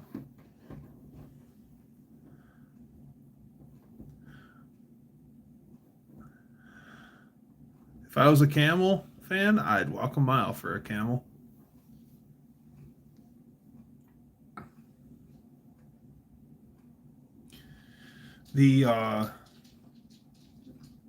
Every once in a while you'll run across a guy who smokes those Camel wides, those big gauge cigarettes. You need to make a drag sled. Yeah, I do need to make a drag sled. But it would be only on the ice and not on asphalt, because drag sleds on asphalt are dangerous as frig, because there's no way to steer a asphalt drag snowmobile. So if you get a bad launch and you're headed just a little off kilter to the left or to the right, well, by the time you get down to the other side of the track, you could be seriously scraping the wall. And yeah, I don't care for what about ice and grass? I'd be all for ice and grass. There were some friends of mine. They had a Rupp Nitro 440, an old mid-70s Rupp Nitro 440 that was built, and she was seriously built. And up until 1997, nobody could touch it with a factory stock snowmobile in grass drags. It was in 97 when they finally started to get beat. But before then, that sled was just unbelievably fast. Yeah, Mickey Rupp owned Rupp. And I guess Mickey Rupp still goes out and buys, if he's still around. But yeah, Rupps were so bad. Chaparral, they also had some of the Rupp power plants in them too. And, or no, the Hearth. The Hearth engine, I think it was Hearth. Yeah, Rupps, certain Rupps, like Rupp Nitro was fast, but like a Rupp, you had lower level Rupps. But what Mickey Rupp would do is he would buy up Rupp machinery and then he'd restore them perfectly and then use a whole bunch of the NOS parts that he has and restore them really good. And he would turn around and resell them. And I mean, who wouldn't want a mint condition Rupp that was restored by Mickey Rupp himself? Yeah, Rupps were so light. How much is a lighter with the cigarettes? A couple bucks for the lighter, I'd say. Don't buy a cheap lighter, buy a Bic. Don't buy anything other than a Bic. Yeah, Marlboro had some quality stuff as an option. A friend of mine was a big collector, and he had all sorts of Marlboro branded stuff. He had pool cues and and all sorts of stuff that came out of those catalogs. It was really funny. Our high school cracked down on like beer advertising. Like you couldn't wear Bud. I remember one of the guys that I went to in my class wore a Spuds McKenzie t-shirt to school, and they made him turn his shirt inside out and blah blah blah. And this is in the early '90s, and which is so funny that they were all over that. But then Marlboro Miles came out, and kids are coming to school with Marlboro backpacks and Marlboro really nice Marlboro coats and Marlboro this and Marlboro boots and this, that, and the other thing, and that was perfectly fine. But you couldn't wear anything like you couldn't wear like a Crown Royal T-shirt or anything like that. It was just weird.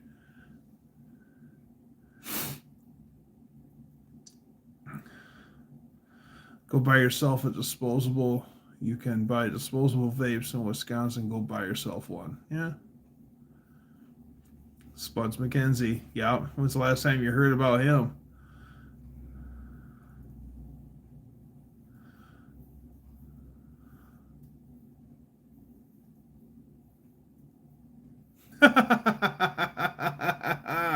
To make us rich. I'm not. Lady Dougster does the monster. Dougster doesn't do monster. Well, if I'm really, really, really, really tired, I think I'll probably drink like 3 or 4 monsters a year. That's how often I drink monster. So usually when I put down a monster, I'm like, actually, usually I'm so tired that I'm usually just like, I'm able to maintain. But yeah, it's like break glass in case of emergency kind of thing.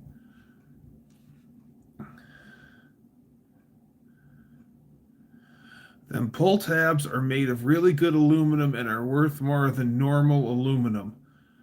I don't think so, Dan. I think it's just regular aluminum. Somebody else years ago said that like a milk jug full of beer pull tabs was worth a bunch of money. So my friend actually did it. He was a beer drinking fool, saved up a whole milk jug of them and took them to the scrapyard to get like $3 for it or $2 for it.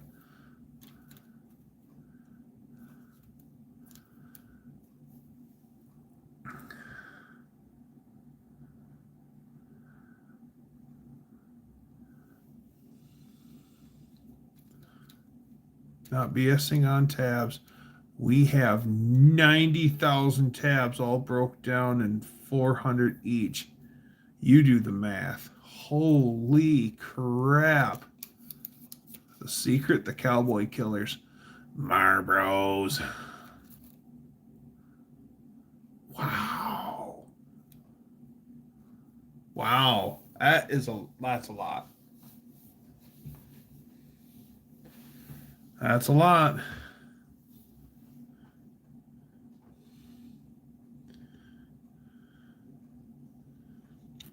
Well, if you're trying to quit smoking cigarettes, then why are you going for the cheapest pack? You should be going for no pack and a lighter.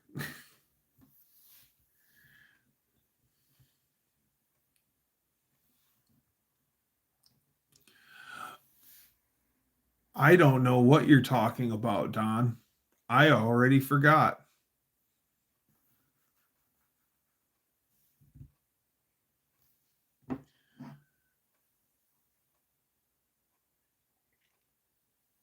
What, you think somebody's going to come push you over?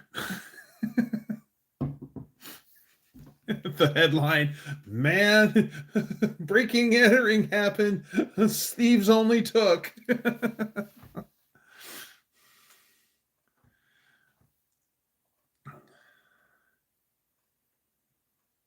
The only time I smoke is when I'm on fire.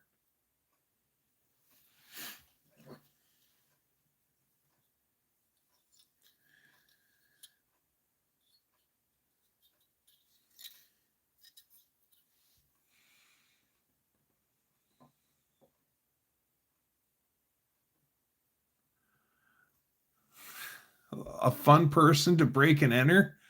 No. Don't break and enter. Break and enter, then there's problems. My mom started smoking at 15, or they were 25 cents a pack. Exactly. They have another promotion. We'll keep our friends in mind. Oh, I hope you do. Say chicken makes me think it's a white meat. This grouper has me.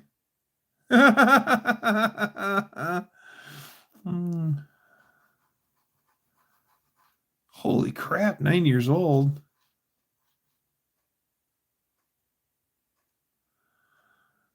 Tastes like cough syrup. Probably why I have heart issues now. Oh, I'm sure it does, Faith. I was just kidding.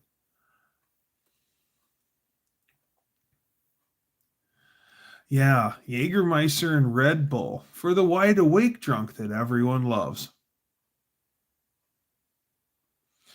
I never understood why people would mix those two because alcohol is a depressant and then you're adding a stimulant to it, which is the energy drink. So you've got two things counteracting each other.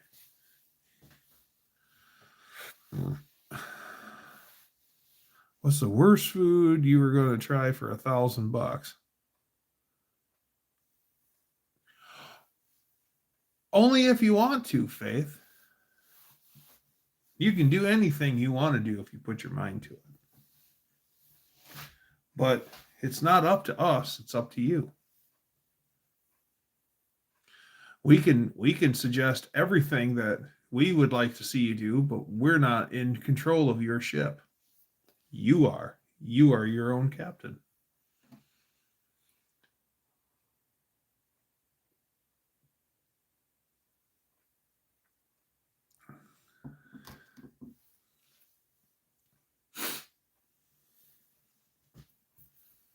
I know you'll save a lot of money because, like, Marlboros up here, they're like $10 a pack almost.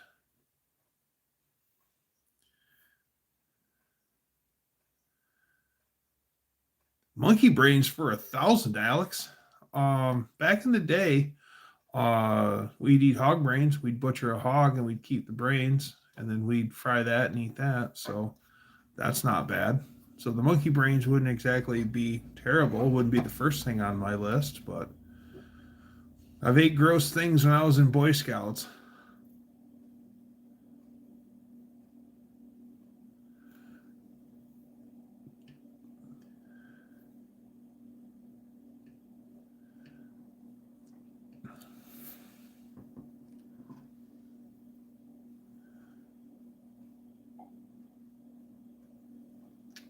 Beef tongue is actually pretty damn good. Pretty damn good. When cooked right. Like our Mexican friends, when they make tacos out of tongue, man, those things are good. So good.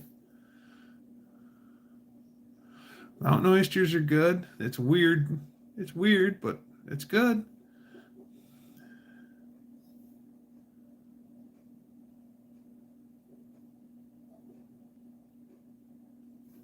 Pretty sage advice, Patrick.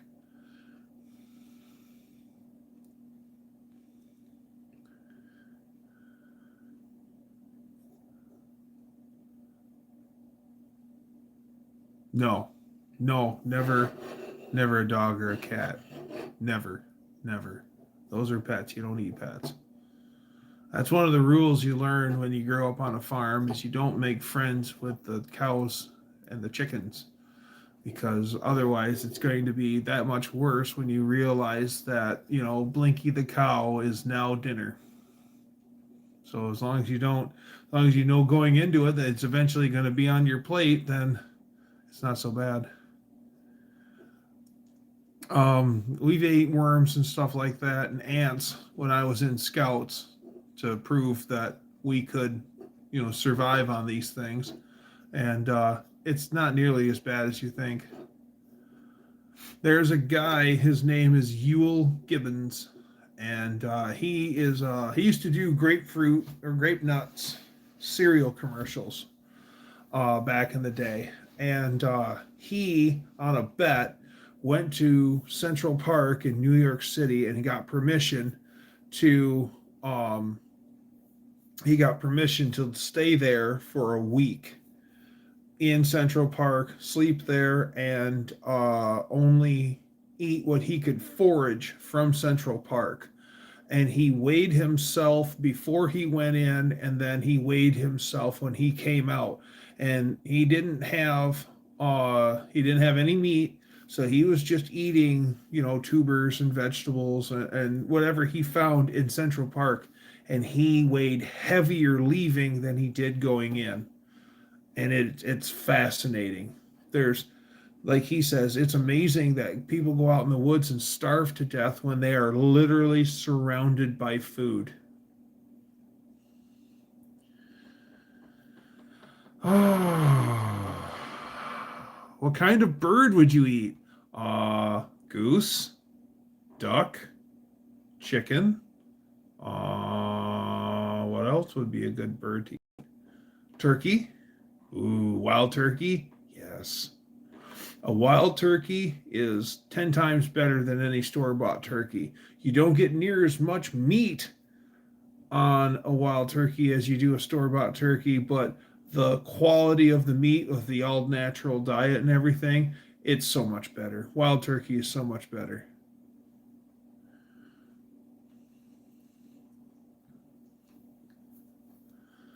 Yeah, PETA, P-E-T-A, people eating tasty animals. If God didn't intend for us to eat animals, why did he make them out of meat?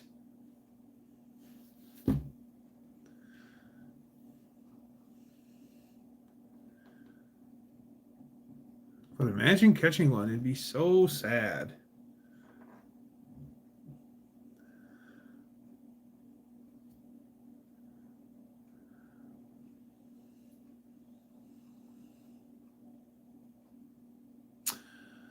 Book him, Dano.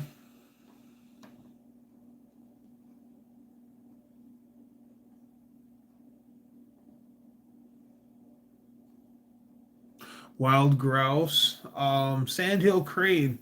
I think that they're still not able to be hunted here, but I've heard that they're called ribeye in the sky. They're very, very tasty, I hear. You'd never eat wild goose. Wild goose is really good. I've had that. Take it in season. Tofu animals? No thanks.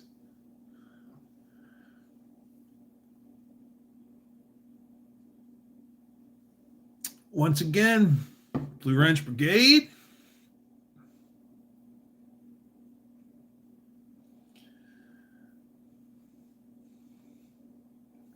Max is back.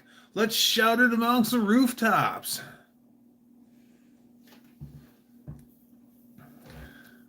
Tofurkey. No thanks.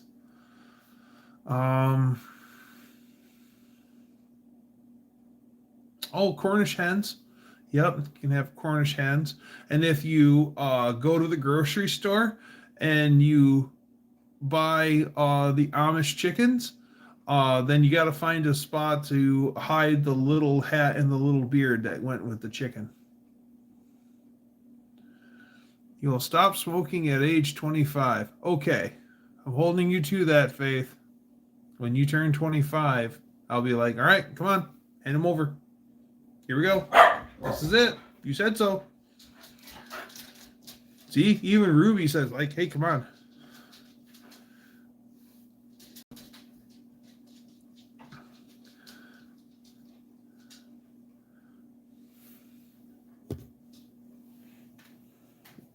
Where are you? There she is. See her?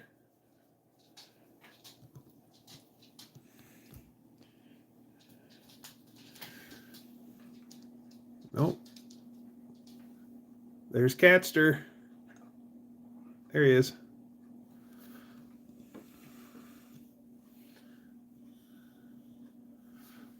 There's the kitty.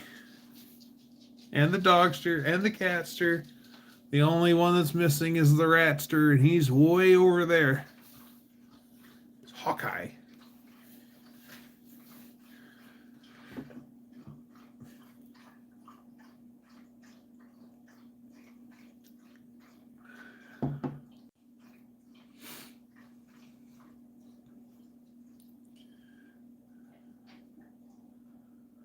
Got a fire going now over by the wood stove listening.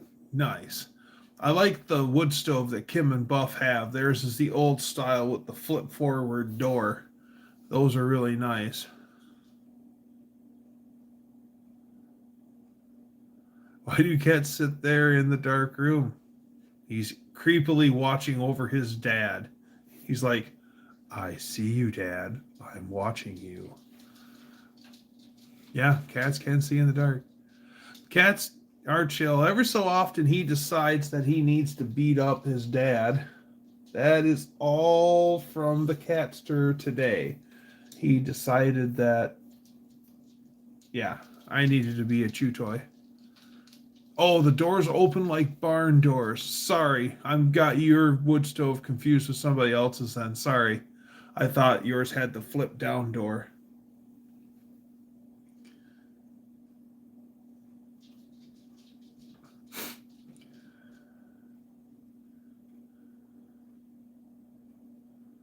I had 3 cats at our last dog under my feet wanting pork chops. Well, yeah, who doesn't want pork chops? I mean, when I remember Danster telling a story here on one of the live streams that the only way the family dog would play with him when he was a kid was when his mom would put a tie of pork chop around his neck. Just kidding. Cats aren't supposed to eat pork. Interesting.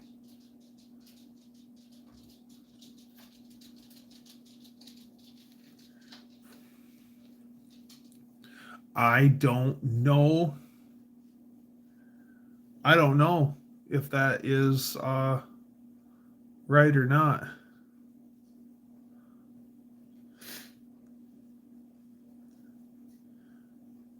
I know a little bit of bacon grease in your dog's food will make their coat nice and shiny. And an egg every so often will do the same thing. Crack an egg in their food, mix it up. Oh, yeah. Dog get a beautiful coat.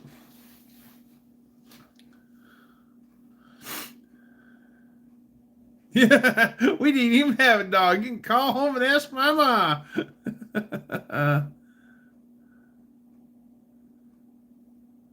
My grandpa on my mom's side of the family used to brag that he could hit a cat at so many yards milking a cow. Turn the teeth the right way, and the cat.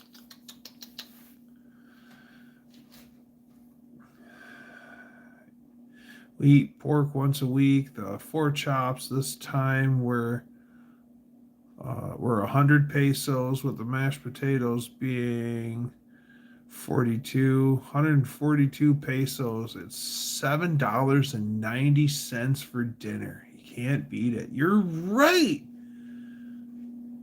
You're right. It's so strange. I think it's really cool that we get that you convert for us like that. Yeah, it's crazy. Like 50 pesos ain't nothing. It's just a few bucks.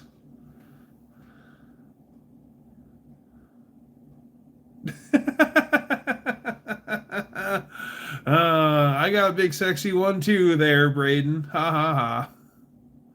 And the chops were huge. I was making pork chops for summer on the grill, but I just don't dig them that much. It's burgers, steaks, and fish for me. The rate keeps dropping at $17.98 right now. I mean, I like a good pork steak every so often. And who doesn't like bacon? Um, but yeah, I've been having gout flare-ups every so often, so I've been eating a little more chicken than I normally do. But that's what you do, because when it flares up, it ain't fun, y'all.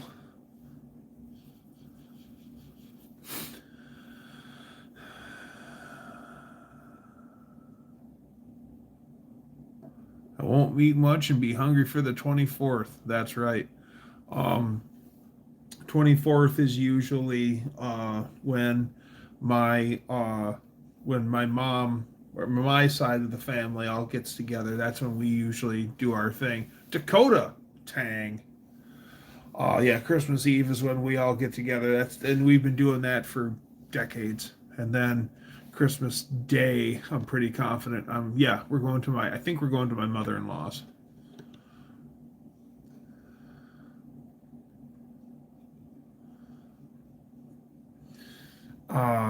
Yeah. But, treat yourself to a good steak, y'all. Make it like a ribeye. Yeah. Or a porterhouse. Yeah. Yeah. It's a special time. Ooh, prime rib. There you go. I decided it. Prime rib for Christmas dinner. Yes. We already had our Christmas dinner at work, and because of our facility closing, they did a final Christmas meal, and this year they did prime rib for dinner. It was pretty darn good. I wish Bonanza was still a thing. The TV show or the restaurant? See, I've only been in one Bonanza. The rest of them were all Ponderosas, but Ponderosa and Bonanza were under the same apron. We bought turkey breast slices from a restaurant with sides, of course, and they say it's for 10 people, and we are 4, so there'll be enough. That's right. Yeah, brisket is pretty good.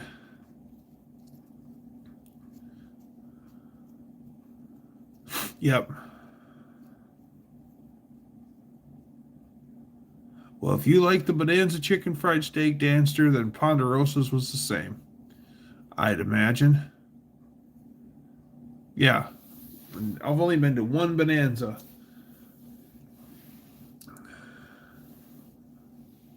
Oh, yeah. Brisket's real good. Lady Dougster has her own little patented. I mean, I can make good brisket too, but Lady Dougster has a little patented process. She has her temperature and her time, and hers turns out always just way better than mine. Yeah, it's always good.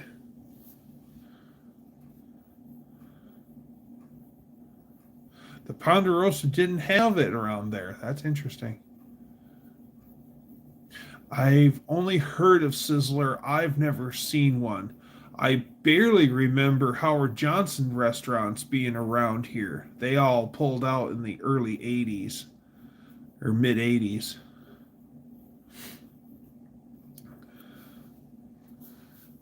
Because the old Howard Johnson in town is no longer hasn't been a Howard Johnson in forever, but you can look at it and tell that it's a Howard Johnson. It fits the model still. You can see where the restaurant was and where the big pull-in awning thing. It's now dark green. It's no longer the Howard Johnson's red roof. I remember if Ponderosa had it because we used to eat there in the 90s and I would have gotten country fried steak every time. That's what I got. That's what I always got. Uh-oh. First responders are headed into the fire barn. The cool news is I live really close to the fire barn, so if anything goes sideways, man, guys, years ago we had a bad accident right in front of my house, and this young kid had, I think he might have been on some drugs, and I think he passed out behind the wheel, and he was driving a little four-door, like a Honda Civic, and he head on to a four-door cab, newer Chevy pickup. The Chevy pickup was new enough. It had all the side curtains and everything on it, not to mention just all the front airbags. And the young guy succumbed to his injuries, and then the car caught on fire. It wasn't good. The elderly couple that was in the blue Chevy truck, they were in pretty bad shape. It was not a cool day. It was not a good day. I was sitting on my couch, like the road's right out here, and I was sitting on the couch. I had hurt my ankle at work, and I had it soaking and ended up some salts and stuff, and I felt the impact. I heard it, boom, but I felt it. And I get up and I stumble over to the window, and I look out, and yeah, there's been an accident. Holy crap! And yeah, it was a bad day.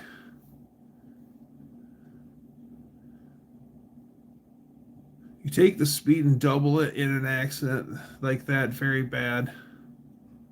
Anthony, what's happening? Yeah, Bonanza had Texas toast, really thick slices. Yeah, yeah. You can actually the uh, find the thick sliced Texas toast at the store. Make your own. Actually, I think, Max, that if you had two cars headed at each other at 60 miles an hour and they head on each other, the impact speed is not 120 miles an hour. I believe it's still 60 miles an hour. I don't think it doubles. Yes, you've got the force of the two, but I don't think it doubles. Don't quote me on that. I'm off for the night. Have a good Christmas. Bye, Dutch. Take care.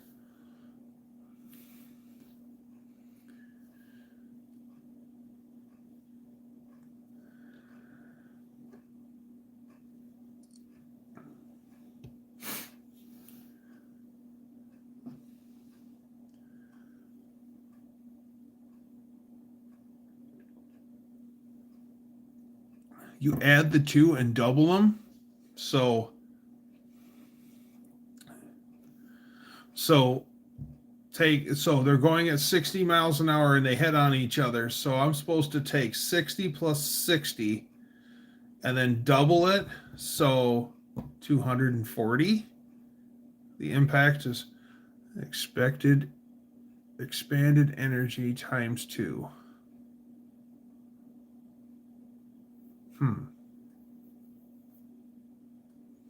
I thought once I heard that it was a 60-mile-an-hour impact. I don't know, but I'm hip to find out.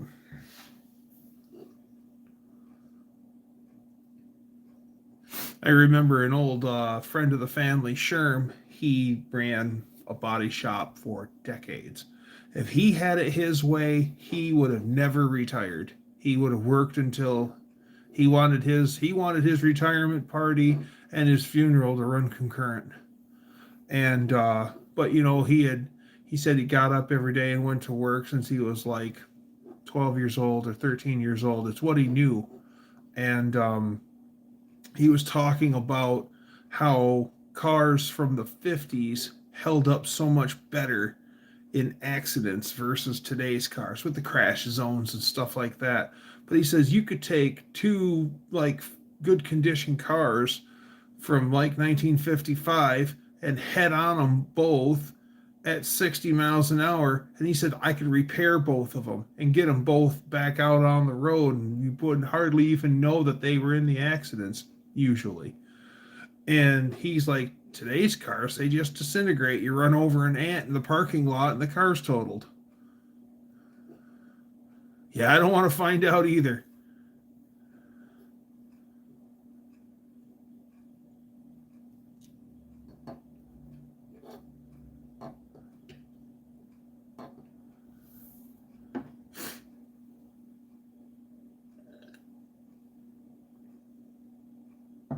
Oh crap, it's 10 after.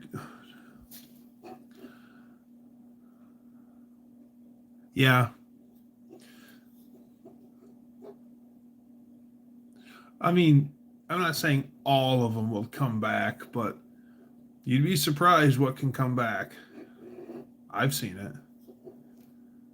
I also can't believe some of the dumb things that cars get scrapped for these days. A friend of mine bought what was that car? A Cobalt. It was a Chevy Cobalt. And someone somewhere somehow ran the car up over something and it buckled in the floor on the passenger side. And it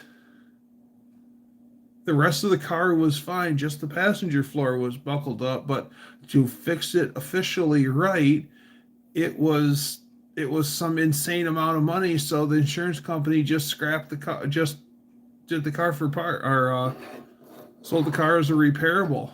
And my friend actually took it, and he fix it? No. Somehow he got it to get a rebuild title on it and drove it with a messed up floor. But usually when you do that, you've got to repair it and actually have it signed off by someone who's iCar certified and all that jazz. So I don't know how he got the car back on the road, but yeah, it had a messed up spot on the passenger floorboard. Oh man, you weren't supposed to see that. Ha ha ha. Not repairing the damage. Yeah, this is true. Yeah, in that era of car, you would just put a frame underneath it if they wanted to save it.